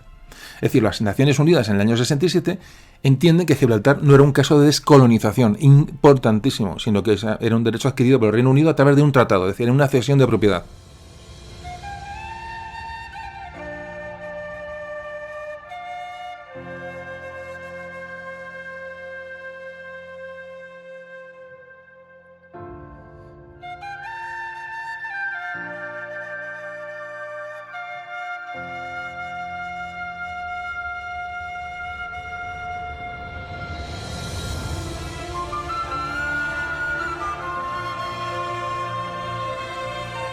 Claro, al no poder lograr una independencia de Gibraltar internacionalmente reconocida, que es lo que el Reino Unido quería, va a redactar lo que se llama una orden constitucional en 1969. Es decir, va a dotar un texto constitucional a Gibraltar, absolutamente prohibido y no contemplado en Utrecht. Claro, acudir en el año 69 a tratados de 1713,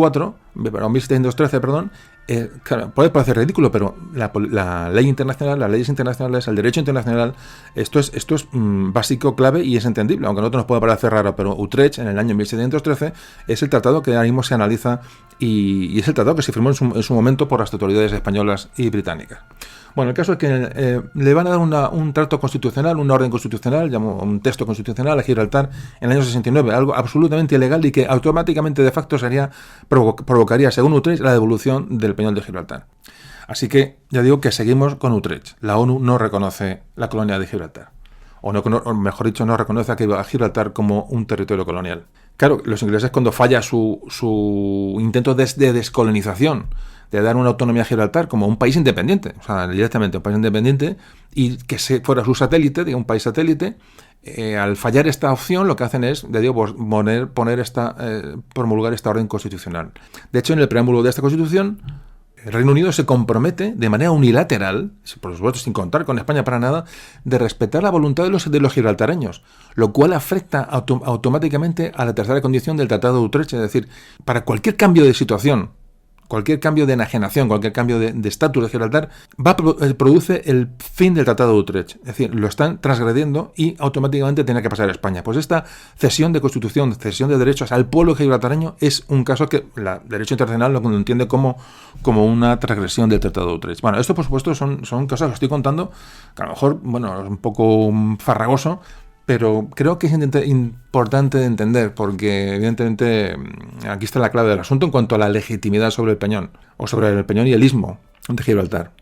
¿Qué pasa? Pues que, claro, hasta entonces, hasta ya el año 84, la razón fundamental del Reino Unido para no llevar a cabo negociaciones con España sobre Gibraltar, ellos se amparaban en que España estaba regido por una dictadura. Vale, correcto, pero cuando la historia de España cambia, tras la Constitución del 78, llegamos a un proceso en el que España ingresa en la Comunidad Europea, va a ingresar en la OTAN, se van a producir ya negociaciones con el Reino Unido, se produce la Declaración de Lisboa en el 80, otra declaración en Bruselas en el 84, España se transforma en un país socio, amigo, aliado, fiable, como el resto de países europeos, pero estos avances tan enormes no produjeron avances en las negociaciones de Gibraltar. Es decir, el Reino Unido evidentemente mira hacia otro lado, lo cual sorprende bastante, ¿no? Esto es un proceso enquistado, es decir, más tarde, y voy a ir un poco deprisa, la segunda fase negociadora va a tener un tiempo del presidente Aznar, como todos sabéis, cuando aquella famosa alianza con la guerra del Golfo, etcétera, con Bush, con Blair, en fin, aprovecha el gobierno español de estas buenas relaciones con el Reino Unido para intentar desbloquear el tema de Gibraltar, pero nunca se ha ido plasmado esto en ningún documento, jamás. De hecho, se proponen en la Cámara de los Comunes en el Reino Unido se propone un régimen de soberanía compartida con Gibraltar, que fue absolutamente rechazado, y por supuesto se somete a sufragio de los gibraltareños, otro nuevo error y otra nueva transgresión de Utrecht, es decir, se vuelve a someter a sufragio a los gibraltareños un proceso de soberanía compartida. Claro, tiene un rechazo absoluto de la población gibraltareña, por supuesto. Hablaremos un poquito de la población gibraltareña, ¿no? Y el chollo que tienen y, ahora lo comentamos. Pero, es decir, el Reino Unido justifica la negación a hablar de Gibraltar debido a la opinión de los gibraltareños. Y esto, repito, es una condición que contraviene el Tratado de Utrecht, absolutamente. Los británicos siempre han dado una apariencia de negociar, es decir, como dice el refrán, dice habla chucho que no te escucho. Entonces esconde eso. No hay voluntad británica de atender la solicitud española, jamás ha habido una voluntad ni siquiera de escuchar. Sin embargo, tras este referéndum del 2002, se establece un llamado Foro de Diálogo sobre Gibraltar, que se reúne desde 2006, una institución, digamos, que está hecha para el diálogo sobre la situación de Gibraltar, en la que no se produce ningún acuerdo que lleguen a tocar la palabra soberanía, para nada, sino se tratan asuntos que enfocan un poco la vida normal y funcional del territorio gibraltareño. Por ejemplo, En septiembre del 2006 se reúnen los ministros de Exteriores de Reino Unido y España, se reúnen en Córdoba y sale el Acuerdo de Córdoba, en el cual, por ejemplo, España reconoce el prefijo de teléfono internacional, el 350, para Gibraltar. Y por supuesto la itinerancia de móviles fíjate, teléfonos móviles, mira tú la chorrada. España iba a retirar las restricciones aéreas en vuelos civiles entrando y saliendo del aeropuerto de Gibraltar. Entonces se constituiría una terminal nueva en ambos lados de la frontera, facilitando el tránsito de pasajeros del norte al sur de la verja de Gibraltar. Es decir, se habla de una normalidad en el flujo de tráfico a través de la frontera de personas y un aeropuerto, digamos, compartido. El Reino Unido se comprometió también a pagar unas pensiones para compensar a aquellas personas que perdieron sus trabajos cuando Franco cerró la frontera en el 69. Y, por supuesto, se habló de abrir una sucursal del Instituto Cervantes en Gibraltar. En fin, bla, bla, bla, bla, chau, chau, chau, chau. Es lo que hay. Hablamos de esta constitución que se hace en 2006 en Gibraltar, esta nueva constitución, este nuevo texto constitucional, y todo esto se produce, esto como hemos hablado antes, y en diciembre del 2006 se produce el primer vuelo de Iberia que aterriza en Gibraltar desde Madrid. Entonces se comenzaron una serie de vuelos diarios entre Gibraltar y Madrid, que duró, no sé, llegó a 2 años, porque no había demanda de billetes, no había gente que quisiera utilizar ese vuelo, y ese vuelo se anuló por parte de Iberia, con lo cual, bueno, era un gesto, pero ni eso tenemos, ni nada. No solamente ocurre esto, que es nada, sino que el Reino Unido, ya está hablando del 2006, en diciembre de 2006, intenta otra vez llevar al Comité de Descolonización de las Naciones Unidas, otra vez Gibraltar, como colonia, que también, evidentemente, vuelve a rechazar Naciones Unidas. Es decir, entonces ahí ya Gibraltar tienen para los Reino Unido, le da otra vez este rechazo de la ONU, le da a Gibraltar el estatuto de territorio de ultramar. Es decir, cada vez a peor. En esta Constitución de 2006, que la tiene muy reciente, en el preámbulo, también hablaba antes del párrafo del preámbulo de la Constitución, menciona la palabra autogobierno de los gibraltareños, lo que supone un cambio en el régimen político de Gibraltar y transgrede otra vez el Tratado de Utrecht, puesto que Inglaterra no tiene jurisdicción territorial. Hablan en esta Constitución de soberanía británica y, repito, están transgrediendo el Tratado de Utrecht claramente. En resumen, Inglaterra intentó primero hacer independiente a Gibraltar, pero como no tuvo suficiente apoyo internacional, bueno, pues le ha dado un estatuto intermedio que es diferente al de la propiedad que se pacta en Utrecht. Y ya acabando con este tema, y ya, en fin, pues ya digo, pues un poco farragoso, pero creo que es interesante comentar. El Tratado de Utrecht, el traspaso, la cesión de Gibraltar que hace España a Gran Bretaña en el 1713, no significa un traspaso de soberanía plena, porque el Reino Unido no puede disponer como quiera de Gibraltar. Es una transmisión de propiedad y el uso con ciertas condiciones. Es que eso es lo que tenemos que tener muy claro. En primer lugar, en lo que refiere al territorio, ya lo hemos dicho antes, ya resumiendo, el Reino Unido ocupa una zona del istmo sin legitimidad para ello. La segunda condición, que es el aislamiento, la posibilidad de aislamiento de Gibraltar,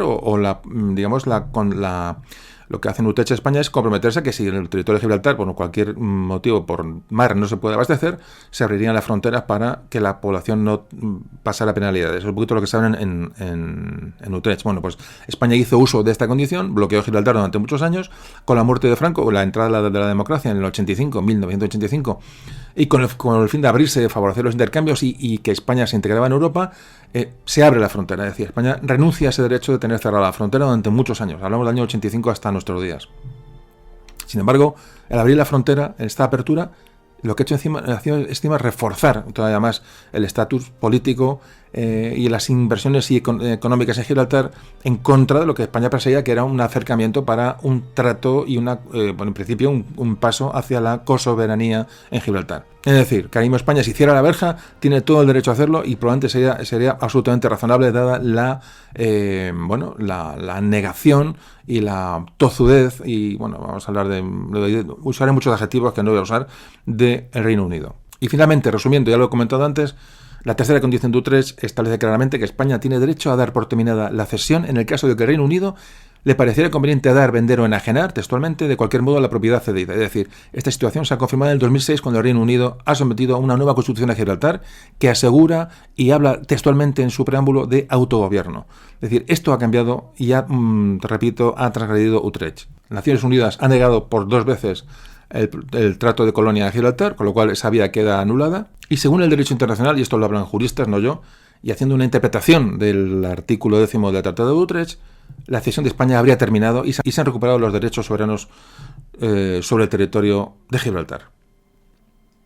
Si España diera este paso, que no lo ha dado, es decir, denunciar esto lo que ha hecho Reino Unido, que no lo ha denunciado, bueno, pues obligaría a Reino Unido a dar una respuesta a ver qué contestan jurídicamente, decimos, o sea, y denunciar que lo que han hecho que ha hecho el Reino Unido en Gibraltar supone motivo para la devolución del territorio de España y el fin se ha transgredido el Tratado de Utrecht. Pero bueno, esto es un tema que dejo aquí. Me digo, esto lo dicen, esto no lo digo yo, no me lo he inventado yo. Estaba ahí juristas de derecho internacional que lo han estado analizando. Lo que pasa es que la política internacional, evidentemente, pues se nos escapa. Y hay temas a los que no llegamos de política internacional que se nos escapan y que no somos capaces de asumir. Pero esta es la realidad jurídica sobre Gibraltar hoy día, ¿no? Un poco la he querido resumir, no me he querido enrollar más porque es un poco farragoso, un poco rollo en el audio. Y bueno, en fin. Y ahora, bueno, vamos a hacer una pequeña pausa y os hablo del mono de Gibraltar. Hablamos de él enseguida.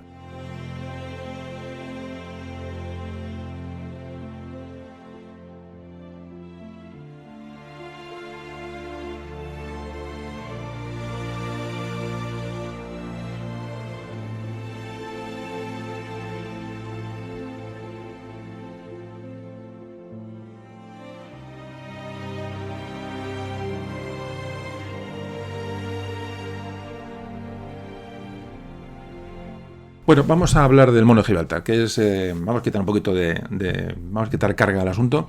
El mono de Gibraltar, que todos habéis oído hablar de los macacos que hay en Gibraltar, que es la única especie de primate que pues, se puede encontrar en Europa hoy día en libertad, la que hay en Gibraltar.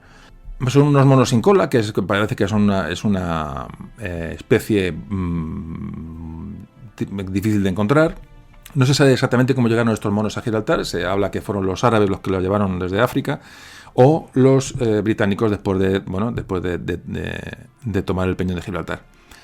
Están en peligro de extinción en Argelia y Marruecos, de donde son originarios, pero en Gibraltar están protegidos. Así que, bueno, se ha creado una leyenda en torno al mono de Gibraltar, diciendo que el Reino Unido tendrá Gibraltar en su posesión siempre que esos monos sigan residiendo en el peñón. De hecho, Churchill mandó traer estos monos desde Marruecos y Argelia durante la Guerra Mundial para que no se extinguieran en el peñón y un poco eliminar esa posibilidad de que la leyenda o esos presagios se cumplan, ¿no? De que si desaparece el mono, Reino Unido pierde Gibraltar. Hoy día hay casi 300 monos que habitan en el peñón, en la roca, y bueno, es un tema menor, pero bueno, que conviene comentar, si me digo, por redondear el audio. Bueno, hablando de la actualidad, ¿qué pasa en la actualidad? Porque también queréis un poco saber una aclaración sobre cómo está ahora mismo el tema de Gibraltar. Se ha producido uno de los hechos más lamentables, bajo mi punto de vista, de la historia reciente de Europa, que es la salida del Reino Unido de la Unión Europea. O sea, Europa, que se está dando tortas durante siglos, la cantidad de muertos que han producido, sobre todo, las guerras de ancestrales, ya que han causado millones y millones y millones de muertos. Y cuando Europa comienza un camino común, un idioma común, que puede ser inglés, aceptado por casi todos, una moneda común, que es un logro tremendo, pues aparece la isla y se salen de la Unión Europea. ¿Cuál es el problema de todo esto para mí? Primero, de hecho, el hecho en sí, ¿no? Yo soy un europeísta declarado, es decir, es muy difícil en el siglo XXI mirar hacia otro lado. Bueno, hay algunos que mira hacia vuelven hacia sus terruños y sus burbujas y no miran hacia afuera, con lo cual, cada uno se condene como quiera, pero el europeísmo es tender hacia la comunidad que tenemos fuera, hacia las raíces que tenemos con Europa, ¿no? El compartir con países europeos toda nuestra cultura, nuestra riqueza. De hecho, nos sirve mucho de protección, decían muchos países de protección, estar englobados en una alianza o en un sistema de común de vida, es decir, evitaría posibles derivas no deseadas en cualquier país, no solamente en España, sino en cualquier país. Decimos, te sientes protegido por una comunidad externa que ya son amigos, aliados y con una cultura igual. Es decir, hoy todo el mundo usa el mismo móvil, todo el mundo habla inglés, todo el mundo viaja con facilidad, todo el mundo sale de Erasmus, la gente joven ha salido, ha ha contactado con gente de fuera, es decir, la vida ha cambiado mucho en Europa, pero esta gente se sale porque son británicos y, en fin. Pero el problema, digo, de esto no solamente, y me estoy enrollando con un tema, un poco comentario personal, espero que me lo permitáis, creo que estéis de acuerdo en lo que estoy diciendo, pero reflexionando sobre esto, lo que a mí me asusta un poco de esto es la polarización de las sociedades. Es decir, está ocurriendo en Inglaterra, un 50% que sí y un 50% que no. Es decir, hay un 50% de la población que sigue anclada en la brocha gorda. Y entonces me viene a la memoria lo que el otro día hablábamos con Fernando, con el audio de Una historia de locura. Psiquiátricamente eso tiene una definición, además al final del audio lo comentábamos, es decir, hay una necesidad de unirte a una tribu, a un grupo, para oponerte al de enfrente, es decir, y esto lleva a la fanatización, y esto lleva al desastre. Es un poquito el comentario, y redundo en lo que hablamos en el audio tan interesante que grabamos el otro día de la historia de locura con un psiquiatra. Digo, si alguno no lo ha escuchado, me gustaría que lo escuchara, porque vale la pena, de verdad. Y nada, comento esto porque la situación actual es esta, es decir, el Reino Unido se ha ido de la Unión Europea. Después de decenios, de decir, no se entiende, es decir, no se entiende porque la parte de población británica que quiere estar en Europa y que es gente, digamos, con la cabeza amueblada, pues se siente coartada por la otra parte de la población de la brocha gorda, y que son convencidos con brochazos. Yo hablo de brochazos con ideas genéricas, vagas y demagógicas y populistas, ¿no? Aquí en España está pasando lo mismo. Se atrae una serie de población a las urnas con brochazos, con argumentos absolutamente banales, básicos e infantiles, ¿no? Y hay gente que acude a eso, es decir, esa gente acude a eso porque no tiene una formación. Y ese es el problema, lo que a mí me asusta, y me asusta del famoso Brexit, que lo hemos vivido todos recientemente. Entonces, esto lo estamos viviendo ahora mismo. Como el Reino Unido se va de Europa a costa de problemas que van a tener, problemas graves económicos, según todos los economistas lo están diciendo, incluso los propios británicos están asustando de hacia dónde se dirigen. Es decir, el comercio está aquí, la unión comercial es importantísima, las alianzas, es decir, además en el momento que vive Europa respecto al mundo, China está avanzando de una manera exponencial. Europa está quedando atrás en todos los aspectos, el eje del mundo se está trasladando a Asia y ya no está en el Atlántico ni mucho menos, y aquí estamos nosotros peleándonos por... En fin, si os recordáis la caída del Imperio Romano, pues yo creo que está produciendo una cosa parecida en Europa, ¿no? A nivel europeo. Pero bueno, hay que intentar parar este golpe e intentar recuperarlo, no hay que rendirse. Y hablaba del Brexit, porque a nosotros nos afecta en la... Perdona que os haya contado esta historia, porque me ha salido solo, ya no sé por dónde voy, me enrollo, pero son opiniones personales un poco, pues que me gusta poner aquí, que no es cuestión de... No os quiero meter ninguna idea personal, sino que es una reflexión que hago sobre todo lo que está sucediendo en el momento actual. Entonces no sé por dónde iba, que os iba a contar el Brexit. Ahora mismo estamos en noviembre de 2018, es decir, este audio lo escucharéis durante dentro de 10 años, y esto no tenga ninguna validez, lo voy a dejar aquí, pero que sepáis que esto era la sensación de una persona que está viviendo actualmente el proceso de descomposición de la Unión Europea, que espero que no llegue a descomponerse, evidentemente, espero que Europa sea fuerte, pero la salida del Reino Unido es un golpe duro, desde luego, y esto ocurre en noviembre del 2018, repito. Entonces, en estos momentos, no sé lo que pasará el día de mañana, pero la Comisión Europea y el Reino Unido han acordado un texto que establece cómo serán las relaciones entre los dos, es decir, entre Europa y el Reino Unido, la Unión Europea y el Reino Unido, una vez que se produzca la salida del Reino Unido de la Unión Europea. El objetivo es lograr un acuerdo comercial y mantener un vínculo, ¿vale?, lo más estrecho posible, es decir, dentro de que os vais, pero mantener un vínculo. Entonces, en este documento que se ha firmado entre Europa y el Reino Unido de cara a su salida, no hay ninguna mención a Gibraltar. Algo que España exigió previamente. Bueno, pues aquí en este documento no se menciona Gibraltar. Entonces, claro, España ha dicho que podría vetar el acuerdo. Es decir, España ha protestado de una manera enérgica porque no existía una claridad jurídica sobre Gibraltar, y España quiere que eso se detalle, puesto que todo el mundo sabe que el Tratado de Utrecht se ha transgredido en varias ocasiones. Es decir, es un tema que no puede olvidar la Unión Europea. Entonces se ha hecho un parche, después de esa declaración, se han adjuntado dos declaraciones, dos anexos a el Tratado de Salida del Reino Unido, relacionados con Gibraltar. Dos declaraciones, una que firma el Reino Unido y otra que firma la Unión Europea. Entonces, España al final no vetó este acuerdo porque dijo que se habían aceptado las exigencias españolas. Bueno, hay muchas opiniones al respecto, yo no voy a opinar sobre el asunto. Entonces, este artículo 184, que es en el Tratado de Retirada del Reino Unido, que es el que España denuncia, en el que parece que sin conocimiento de España, se ha tratado la salida del Reino Unido sin tratar el tema de Gibraltar. Entonces, España ya habrá hablado con Europa constantemente y está ya aceptado que cualquier acuerdo futuro sobre Gibraltar, en caso de salida del Reino Unido, tendría que contar con el visto bueno de España, y esto no se produjo. Y ya digo, entonces España amenazó con vetar el acuerdo de salida. Entonces, al final, bueno, parece que se ha llegado con 2 parches, se han puesto 2 parches, 2 declaraciones. Entonces, realmente cómo está ahora mismo la situación de Gibraltar? Es decir, ¿qué se ha acordado en la salida del Reino Unido de la Unión Europea? Dice. Entonces, en este acuerdo se dice que en cuanto al alcance territorial de los futuros acuerdos entre la Unión Europea y el Reino Unido, está claro que, una vez que el Reino Unido abandone la Unión, Gibraltar no se incluirá en el alcance territorial de los acuerdos que se celebrarán entre la Unión y el Reino Unido. Esto está en una declaración anexa. Y luego hay una carta del embajador británico ante la Unión Europea, fijaros, no es una persona de peso, pero bueno, dice en nombre del gobierno británico que promete interpretar los acuerdos en el mismo sentido que lo hace Europa. Es decir, esta ha sido la contrapartida obtenida por España. En España, ¿qué se dice después de todo esto? Es decir, después de este paso ya se ha puesto. Bueno, pues en España el gobierno ha dicho textualmente, dice, hemos logrado la garantía suficiente para poder abordar la solución a un conflicto que dura más de 300 años entre el Reino Unido y España. Más textualmente, es un acuerdo histórico que permitirá a España tener una negociación directa con el Reino Unido sobre Gibraltar. Y una tercera declaración, he sacado textualmente, ¿vale? Para resumir, dice, estamos en una posición de fortaleza respecto a Gibraltar que no hayamos tenido nunca.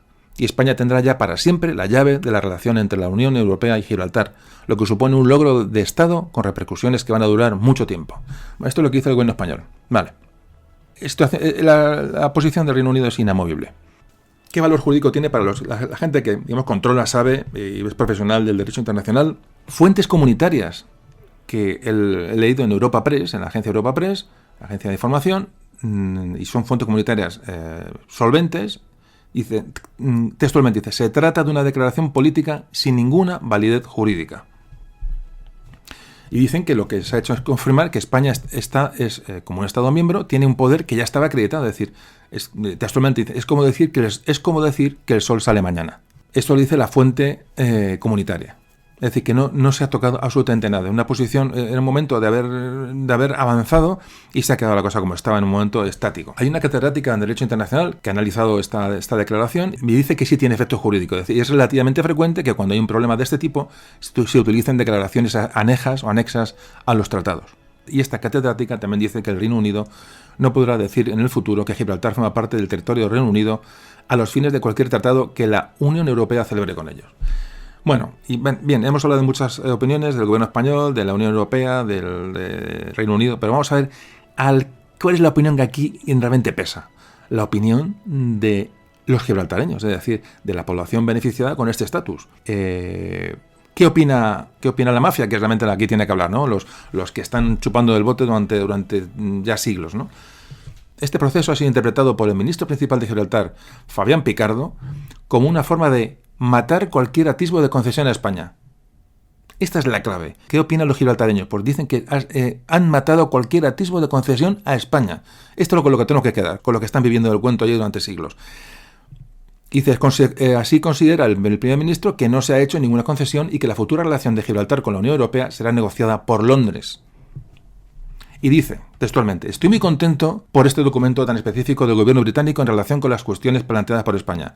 Esta comunicación del Reino Unido contrarresta directamente y es un toque en la cabeza para cualquier idea de que el Reino Unido haya acordado aspecto alguno de la declaración de la Unión Europea sobre la futura situación de Gibraltar. Esta es la clave del asunto. Vamos a dejarnos hemos hablado un poco de todo, pero ¿qué opina el afectado fundamental, el interesado fundamental? Gibraltar, pues esto es lo que opina, que ha sido un paso adelante y en fin, que las cosas permanecen inamovibles, es más, casi mejor de lo que estaban antes. Esto es lo que opinan allí, con lo cual, bueno, yo creo que esto es bastante aclaratorio sobre la situación actual del Peñón de Gibraltar. Bueno, ya estamos acabando, vamos a ir con no sé cuánto tiempo llevamos de grabación, no tengo ni idea. Es un tema que pensaba que iba a ser corto, pero yo creo que se alarga un poquito más de lo que yo pensaba. Vamos ya con el epílogo del podcast, vamos a las consideraciones finales y bueno, vamos a ello.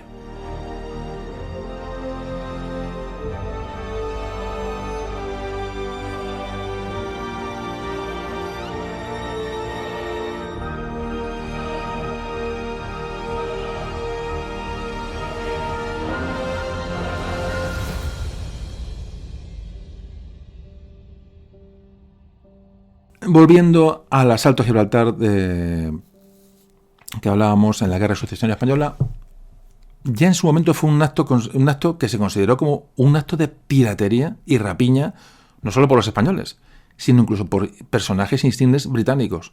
Por ejemplo, John White, que era un político liberal británico de la época, que en 1862 denunció que la apropiación de Gibraltar fue contraria a todas las leyes de la moral y el honor.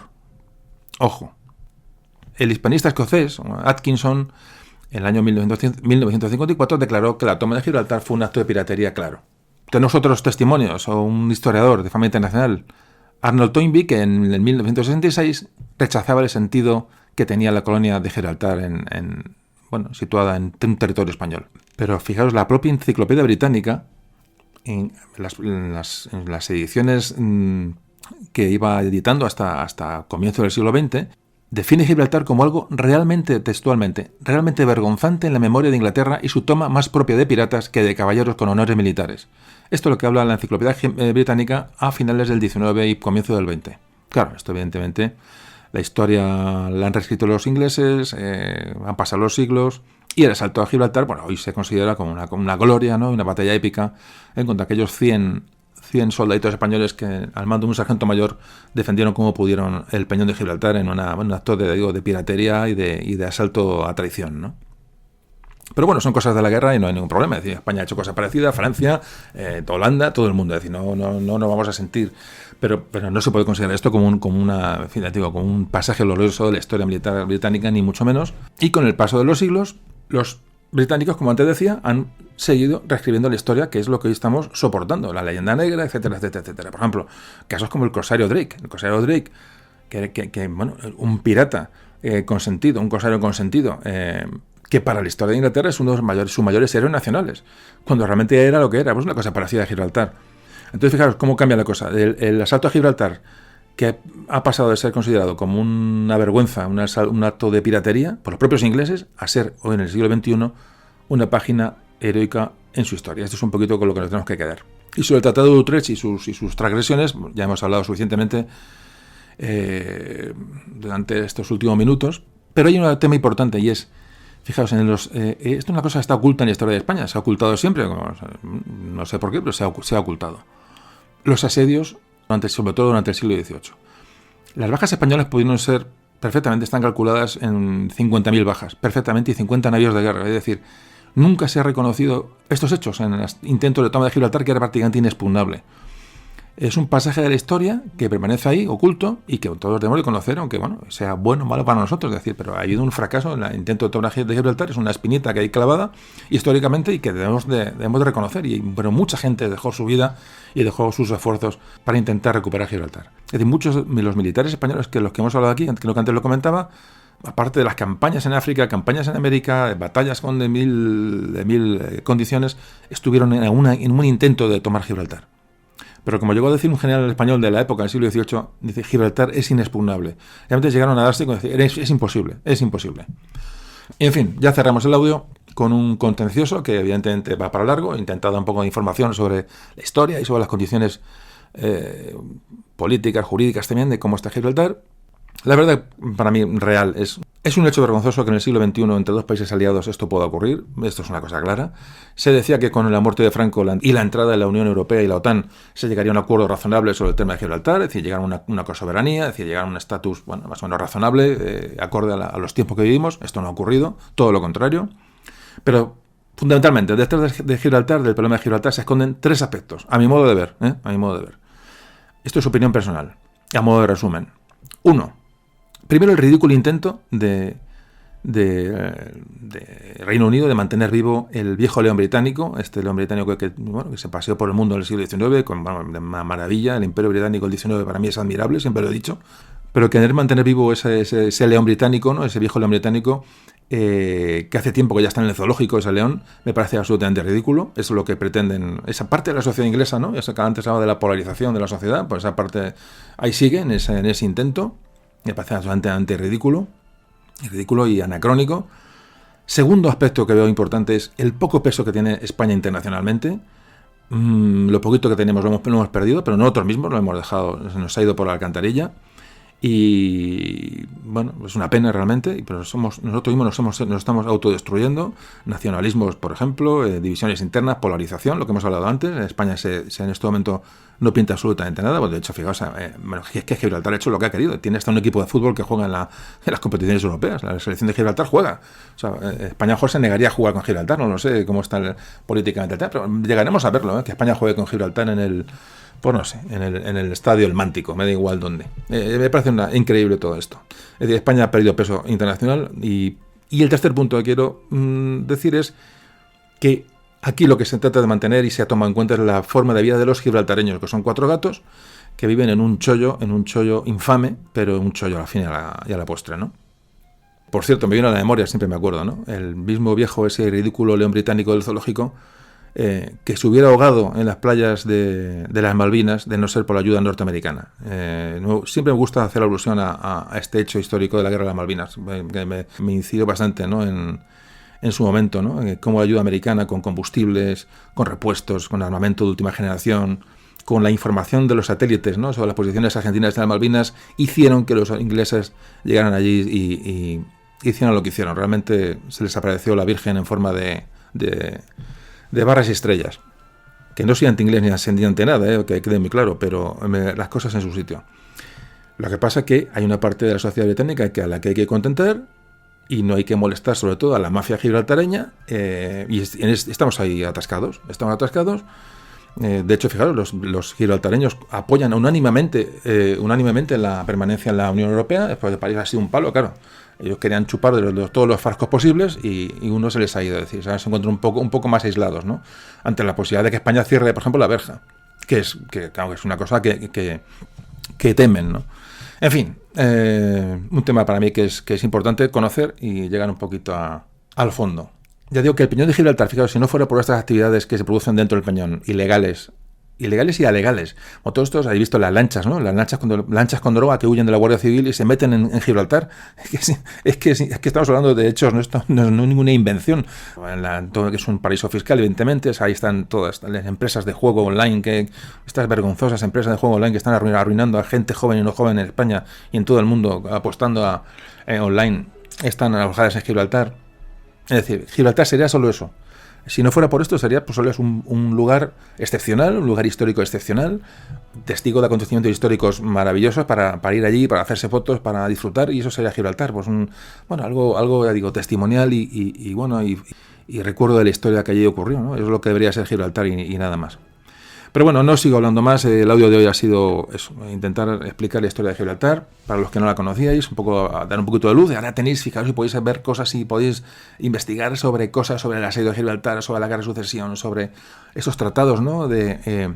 Europeos, sobre el Tratado de Utrecht, leerlo. Hay muchísimos artículos sobre esto.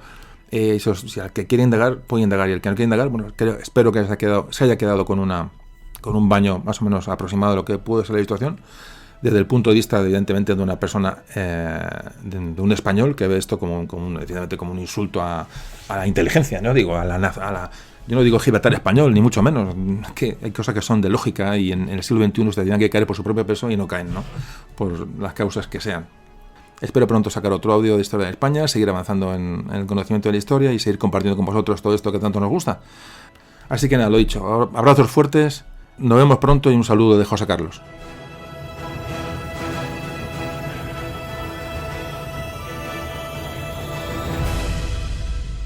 Memorias de un tambor.